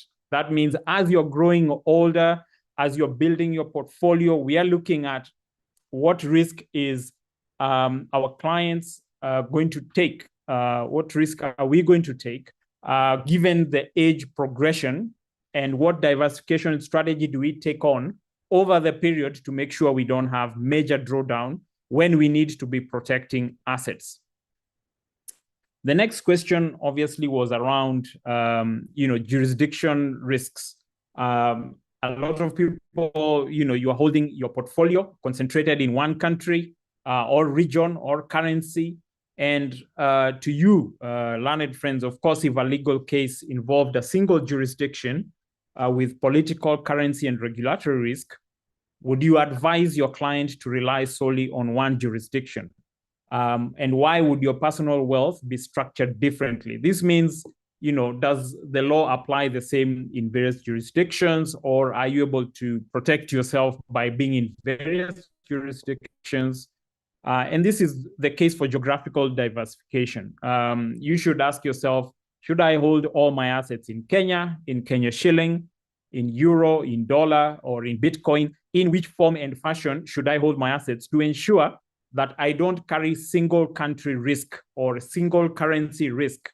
So even as you retire, you've seen at one point the Kenya shilling depreciate to about 160, obviously to the US dollar. And the question is, if you are holding your portfolio in Kenya shilling and you needed to retire, let's say in an international jurisdiction outside Kenya or in another space where you will be consuming in hard currency, would you sustain the lifestyle? So this is what we're saying. The planning requires you to think even where will you be during your retirement years? Will you live in Kenya or in Switzerland? Will you live in Netherlands or will you go to Asia?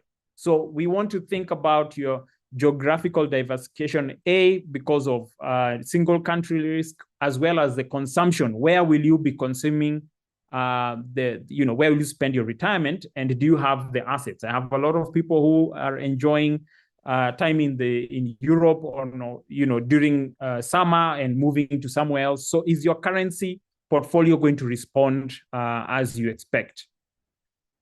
As we come closer to this end of these questions, there is a question of the retirement income in terms of is it able to sustain the next 30 years? Remember, you are going to be in retirement for all of a third probably of your life.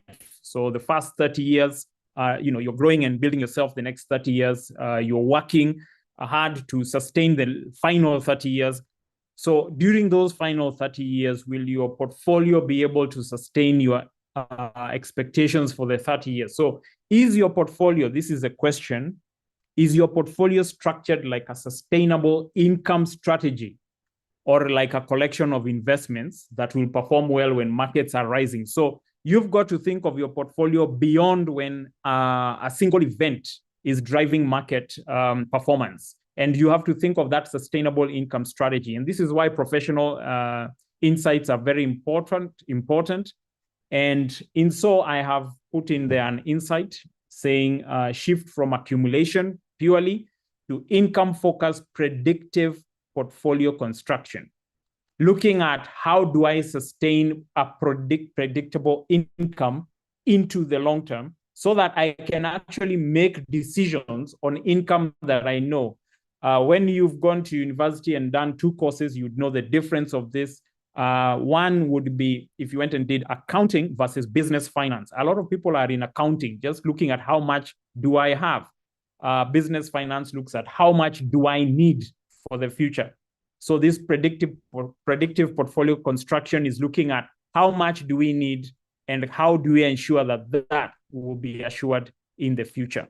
So that's a question that one needs to reflect on. How much do I need and where exactly will I get this sustainably? So as a business, Moran Capital, we are licensed by the Capital Markets Authority, as well as ICFA, the Institute of Certified Investments and Financial Analysts, as well as the IRA. And we've been managing portfolios for a while as a family office. And we do a lot of planning for our clients in order to ensure they can create a sustainable lifestyle for themselves and their families, especially around looking at how do you allocate a portfolio. Now, in Kenya, you could always start with the various pension funds opportunities, because as an employee or starting out with a certain job or a certain business, you should start thinking about retirement, as I said, from the day you actually were born. But now that you have come to this awareness now, hopefully, where do you start? Okay, there's the National Social Security Fund. That's the national scheme. And I guess in every other country represented herein, you have a National Social Security Fund, a national pension fund that you can participate in. That one, by default, the employer will get you to participate. But there's also an extension, because that one does give a minimum as well as a tier 2 option, what you call the option out. And you can go into employer type of schemes, or you can go into individual pension plans, what we call the IPP. And this is very portable. The IPPs, you can go with it to whichever employer that you're changing to and from. And these are the starting points, because when I look at the amount that you need to put in these environments and what you get from a tax break benefit, the investment of about 20,000, which is most people's ideal of putting away in their retirement fund. Let me just move back so that I just hold it there. The 20,000 that we put away in a pension fund, in most cases, if you do the analysis of it, 20,000 for the next 12 months would come to about 240,000. And if you were to accumulate that at about 12% a year, which is the long-term average for the Kenya shilling, you'll see if you look at the the yield curve, you'd look 12% is a possibility, and some of the pension funds are able to return 12% from their investment.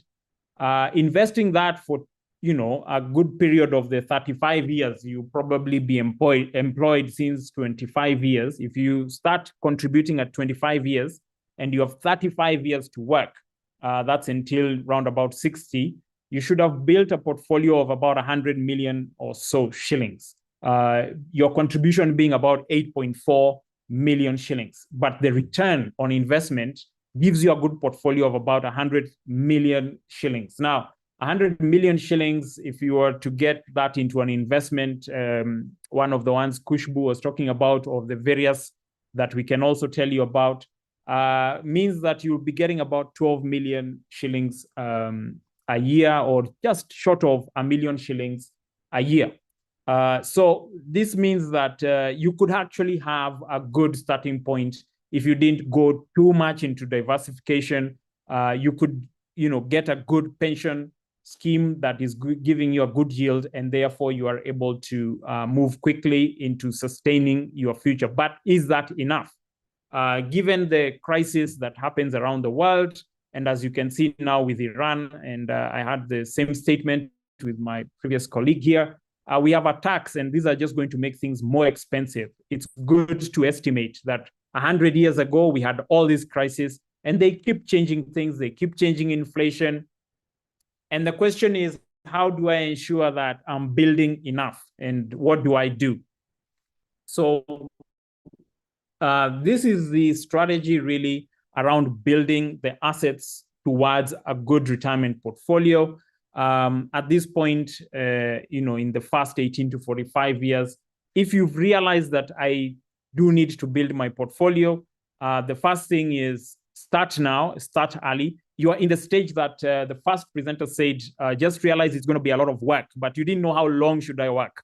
Here is the statement. At accumulate stage, you're looking at 18 to 45 years. You're going to be, during those years, doing what in Kenya they call mwanaume ni effort. At that time, you're working hard. It's not so much of spending and living in luxurious entitlement, but really just putting in the hard work. At 45 to 65 years, you're really letting your money work for you, because it's not so much effort. The energy starts dwindling. And at around 65 to 80 years, this is the retirement period. You are licensed to spend. So, this license to spend means that this has been coming for a while, the retirement planning. But the question is always, how much should I need to build by that time before I transfer it? And I'm told I'm a good man if I leave an inheritance. So the period we are talking about is the D stage, the deaccumulation and retirement stage. You are licensed to spend it, but you want to spend in a manner that we call non-deplete, not use up all your resources. We must have a strategy to hold some value to transfer to the next generation. So what do you do? Obviously, in the initial stages, when we do structuring, because this was a question, we structure with the knowledge that the first lever is we start with employment income. Even if you started with the lowest of income and you talked to a professional, you should be able to get to that goal. I have just given you an example where you can get to your 100 million and be able to earn 1 million shillings every month for the rest of your life, what we call perpetual. And that starts from as little as putting away 20,000 a month, and it will be able to give you that kind of income. But that employment income, and if that strategy is not sustainable for you, then you can also use business income. That means you can diversify into what we call private equity, and that is investing in other people's business, or you can use various pension fund solutions. So when we look at the adequacy of funding retirement, we use a diversified portfolio. So in the earlier years, we are using an aggressive strategy, as you can see on the left, because you can see 65% of it is in shares, in very, very aggressive portfolio. as we go towards middle age, we are looking at a more conservative portfolio, a very stable portfolio. And as you've grown older and you've retired, we are looking at, if you look at the blue shade, it's 10%. The exposure to shares at that point is not very, very high.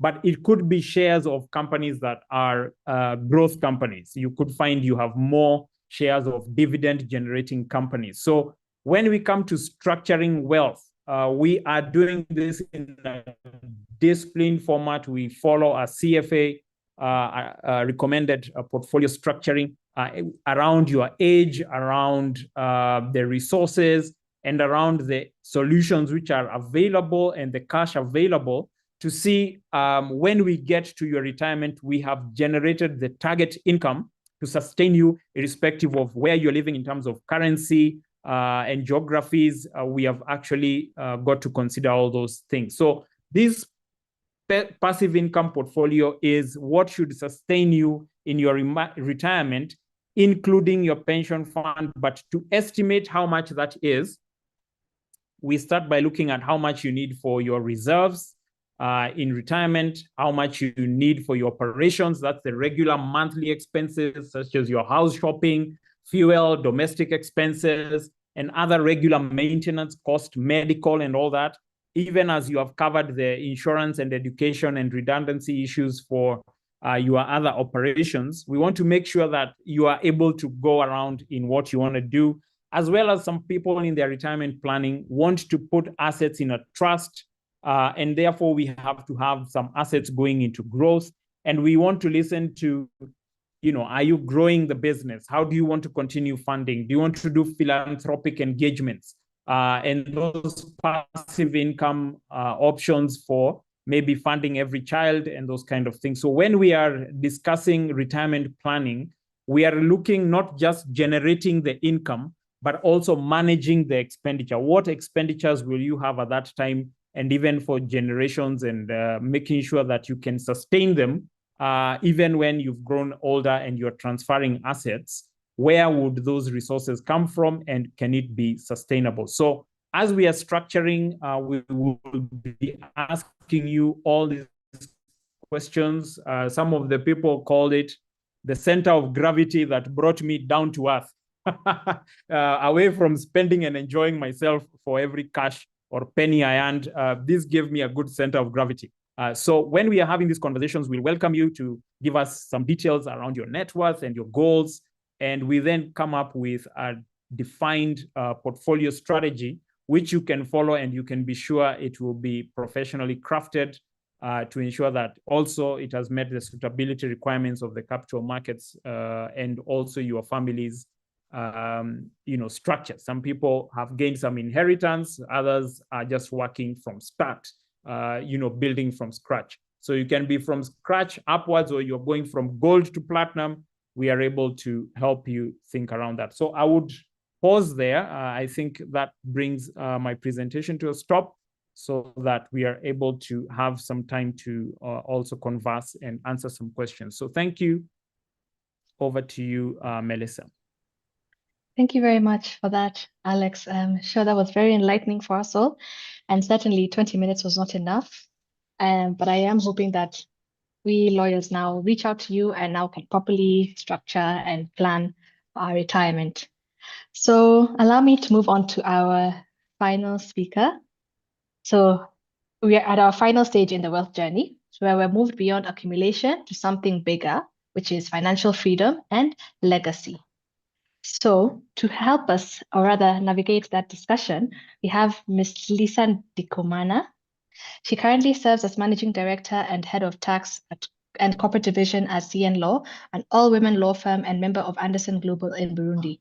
Under her leadership, the firm has strengthened its reputation as a premier provider of high-level client-tailored legal services in corporate law, both nationally and across the region.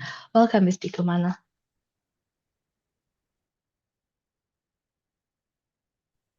Thank you, Melissa, for the introduction, and thank you for the panelists for the great insight you have shared. And thank you for equipping us all with very valuable tools. As Melissa just introduced, I will take you to what we aspire the journey, the wealth journey culminates to, which is financial freedom and legacy planning.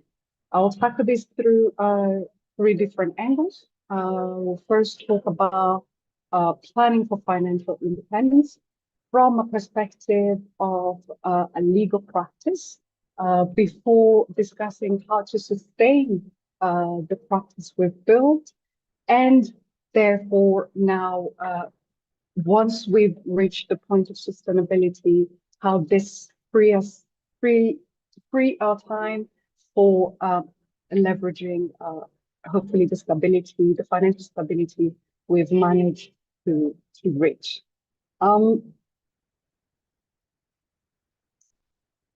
Can you see my slides? Yes. And can you hear me? Okay. Thank you for confirming, Melissa.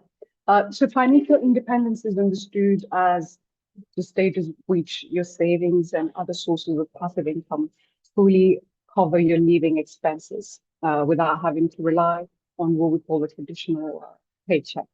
Different sources objectively assess this as 25 times your annual living expenses, which is not a number that is very easy to reach.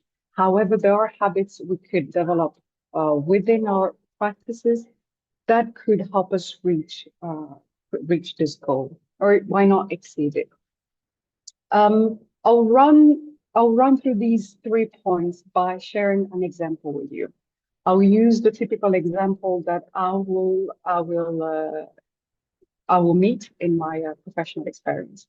For example, a client gives me a call, a prospect client or an existing client gives me a call, and it's always very urgent. Oh, I need you urgently, I need you to help me. And as they call you, they expect you, rightfully so, to be able to solve their problem and in an effective way. Whether the urgency is real or just perceived from the angle, it still is an urgency. And you, as a professional, the legal professional who wants to assist and provide the best kind of care, you will definitely tackle the matter at hand and quickly advance with it. Now, in that process of urgency, particularly when you're starting, it's not automatic to think of, all right, let's have an engagement letter signed quickly that will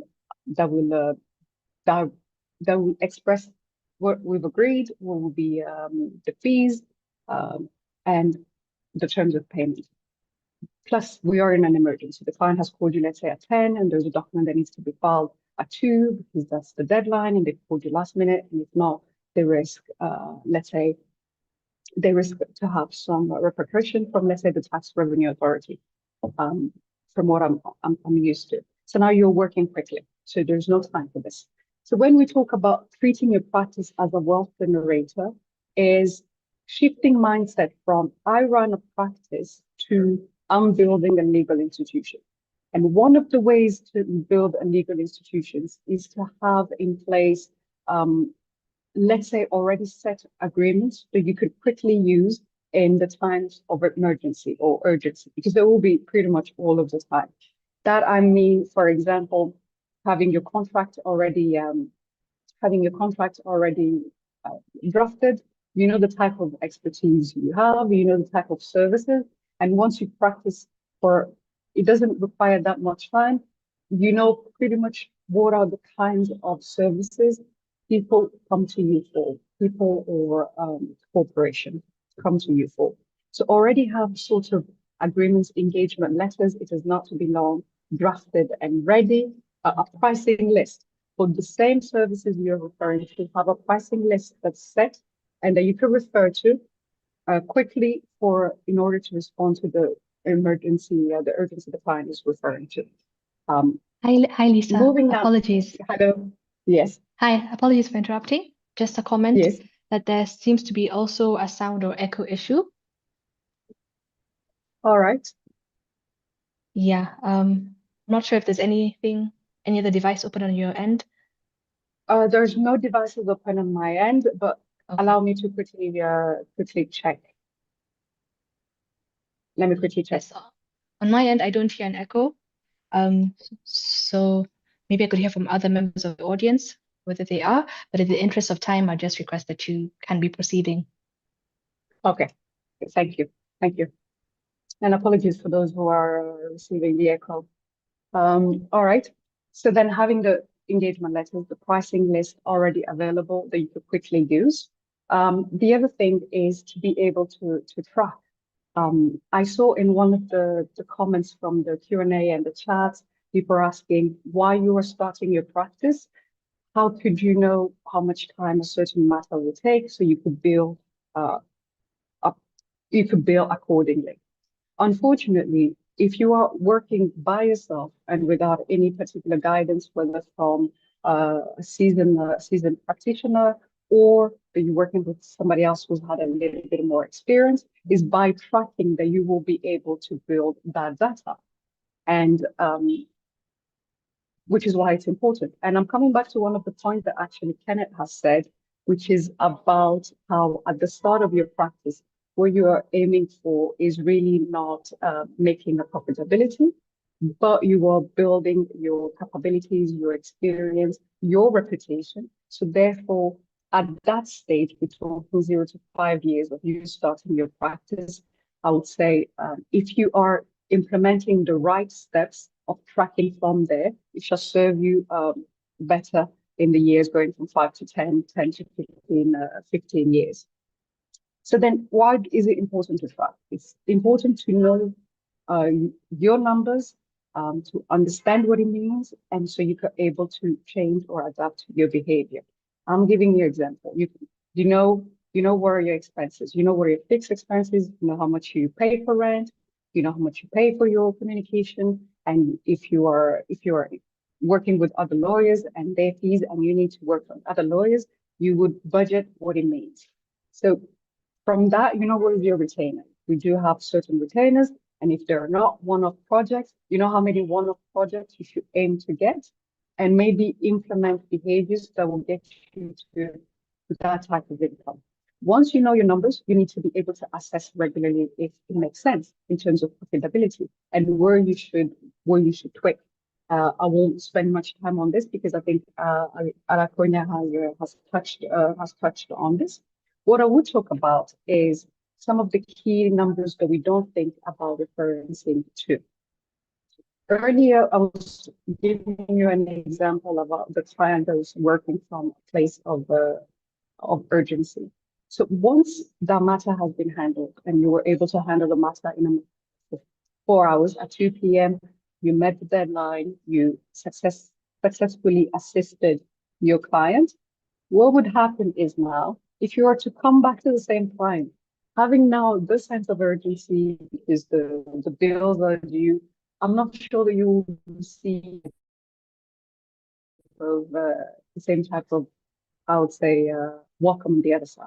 The person can say, it's not always the case, but you can hear sometimes, oh, but it only took you 2 hours, right? It only took you 2 hours. But the reason it took you 2 hours is because you gathered the experience and the expertise first and the experience so you can handle that matter for 2 hours. It's not a given that somebody who's just starting, somebody who hasn't had the experience you have, can get to the same point. And if we are thinking now about building a legal institution, we have to track our billing. And so there are two key numbers. There is one number that's called that you could track that's called days outstanding billing. From when you finish giving your services to when you actually send the invoice, how much time is that?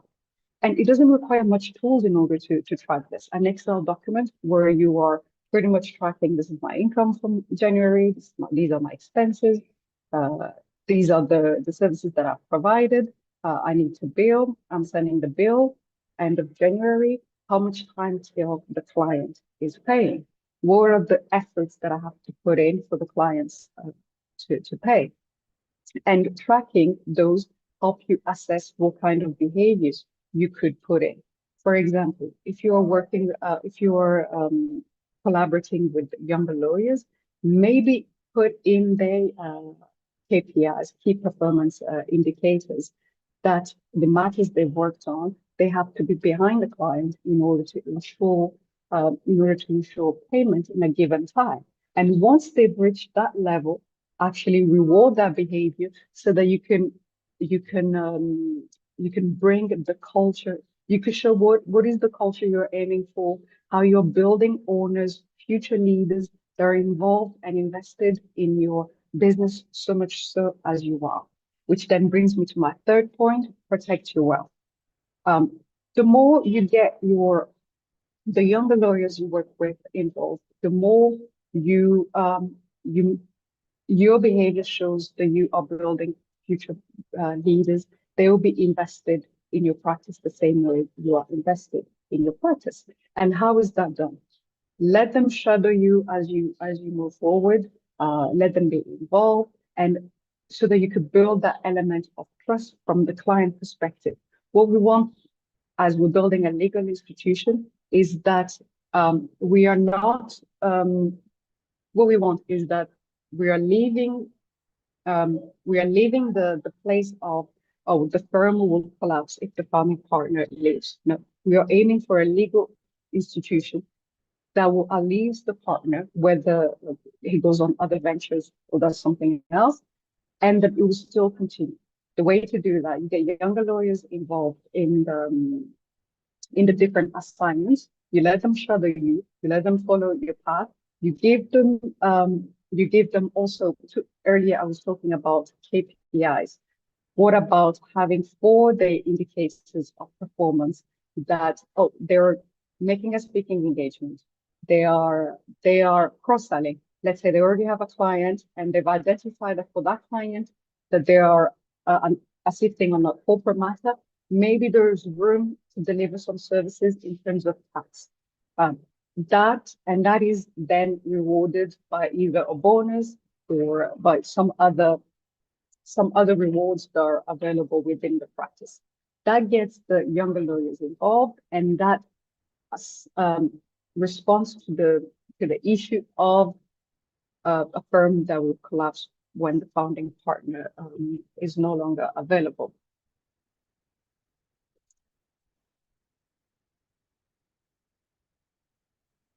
Now, when it comes to, I think I've already tackled the founding partner, building junior lawyers, and now let's talk about the ownership transition plan.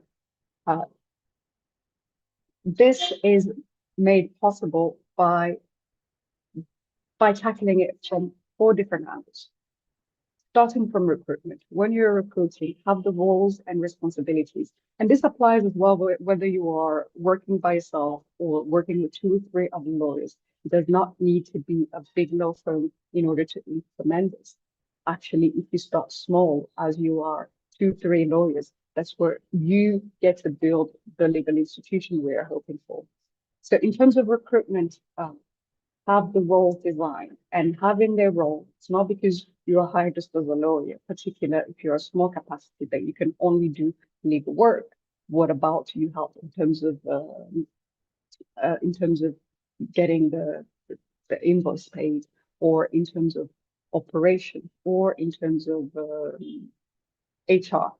Because then you get them more involved, and we are leading to that behavior of owners, future leaders that we are talking about. Second, retention. How do you retain? Is that you have what you are aiming for, the behaviors that we've talked earlier about. Those are highlighted and shared. And once someone hits those behaviors, they get rewarded and that gets shared, so that the culture is setting in slowly by slowly. All of that with the aim of getting us to what we were talking about at the start, which is financial freedom. Now, financial freedom is more of a subjective concept, and it can mean different things for different people. Once you've ensured that you put into place elements that ensure your practice outlives the founding partner and then continues from generation to generation, we get to a point where now it is freeing your time to get to what is freedom to use. For some people, it's career freedom, is I want to continue being involved. Maybe I don't have to work on certain cases. For some of the people, it's terms of legacy. in terms of legacy, what are the causes of the programs that are dear to my heart and I can spend time on? Maybe in having younger lawyers that you can mentor more directly, or being part of the bar association, and then hopefully getting more from an angle of policy reform.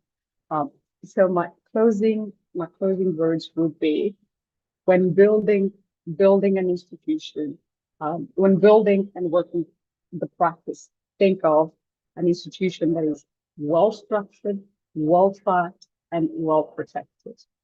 Thank you for listening. Melissa, back to you. Thank you. Thank you so much for that, Lisa. Very straight to the point, but also very informative. Would there be any parting words that you would like to give to the advocates? Is it that we need to be more proactive?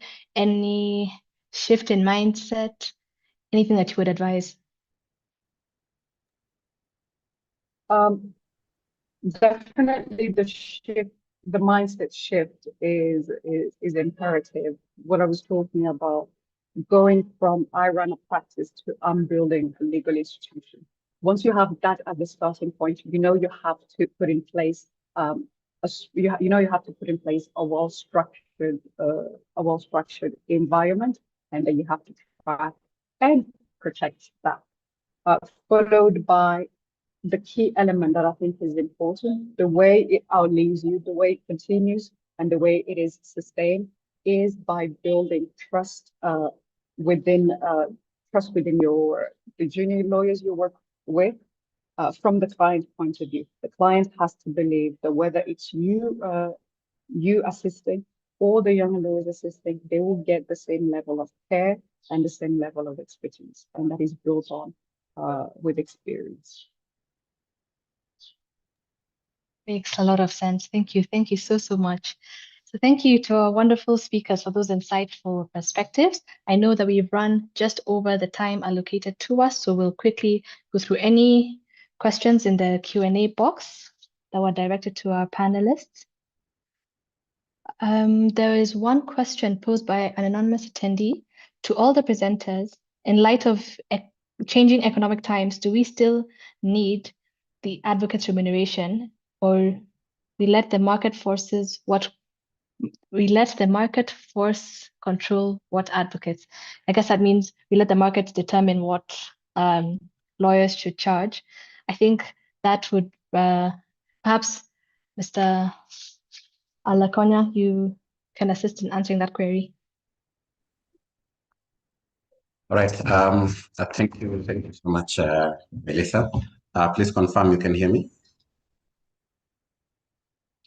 Yeah. So why the advocacy remuneration order? I think the principle behind it was that it needed to create a discipline in the billing of clients and to avoid the need for undercutting. And the basis for it really rests with the idea that we are a regulated professional society, and as such, the services we render are well known, both scope and complexity. And as such, there needs to be an order in the billing. For Kenyan market and in the Kenyan context, indeed, the existing advocacy remuneration order has been overtaken by time. And that is why the legislature of Kenya has undertaken a review exercise to come up with a new order.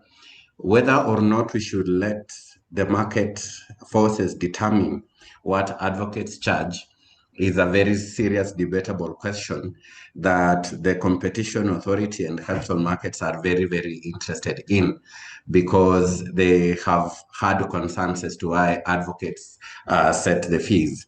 But it needs to be argued this way, that number one, what the advocacy remuneration order decides or provides is a bare minimum.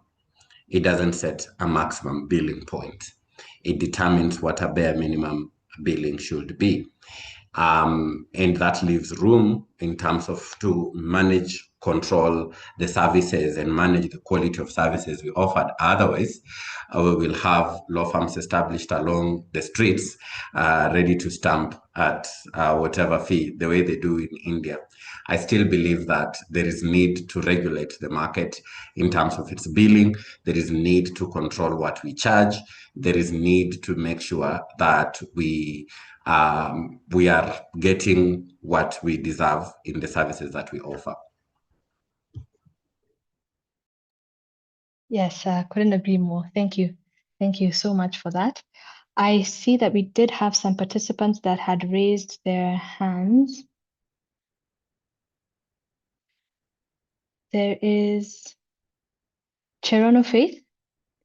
If you're there, perhaps I can allow you to just ask your question.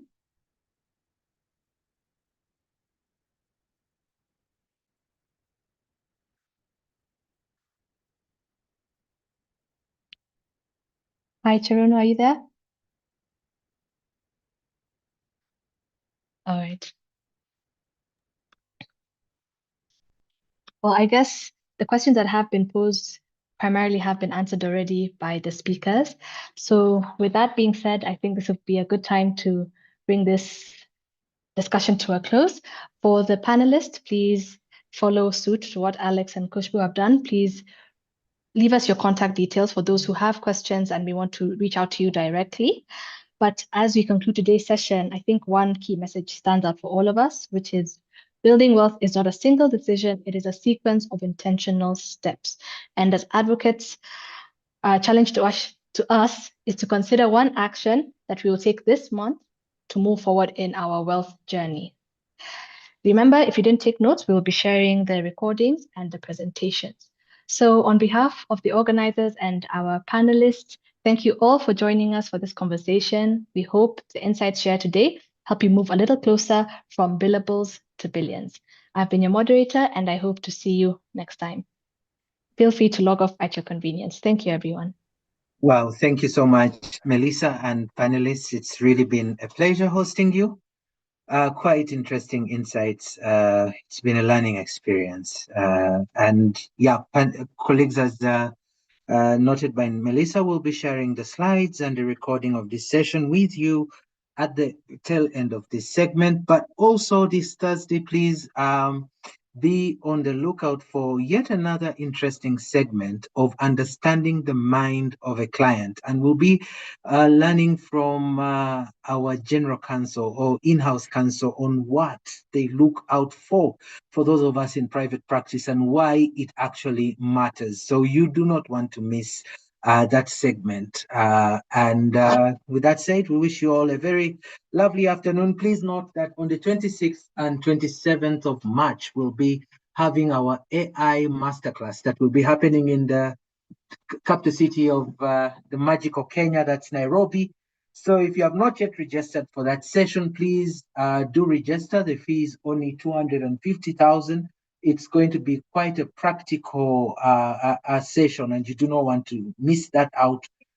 For months and years, we've been talking about AI and how AI is changing the legal landscape. And now it's time to move to the actual practice of AI. And so from the 26th to 27th, we'll be doing that in partnership with enablify.com. So you want to be a part of that session. Otherwise, have yourselves a very lovely afternoon until we see you again. Goodbye. Thank you for having us. Bye. Thank you.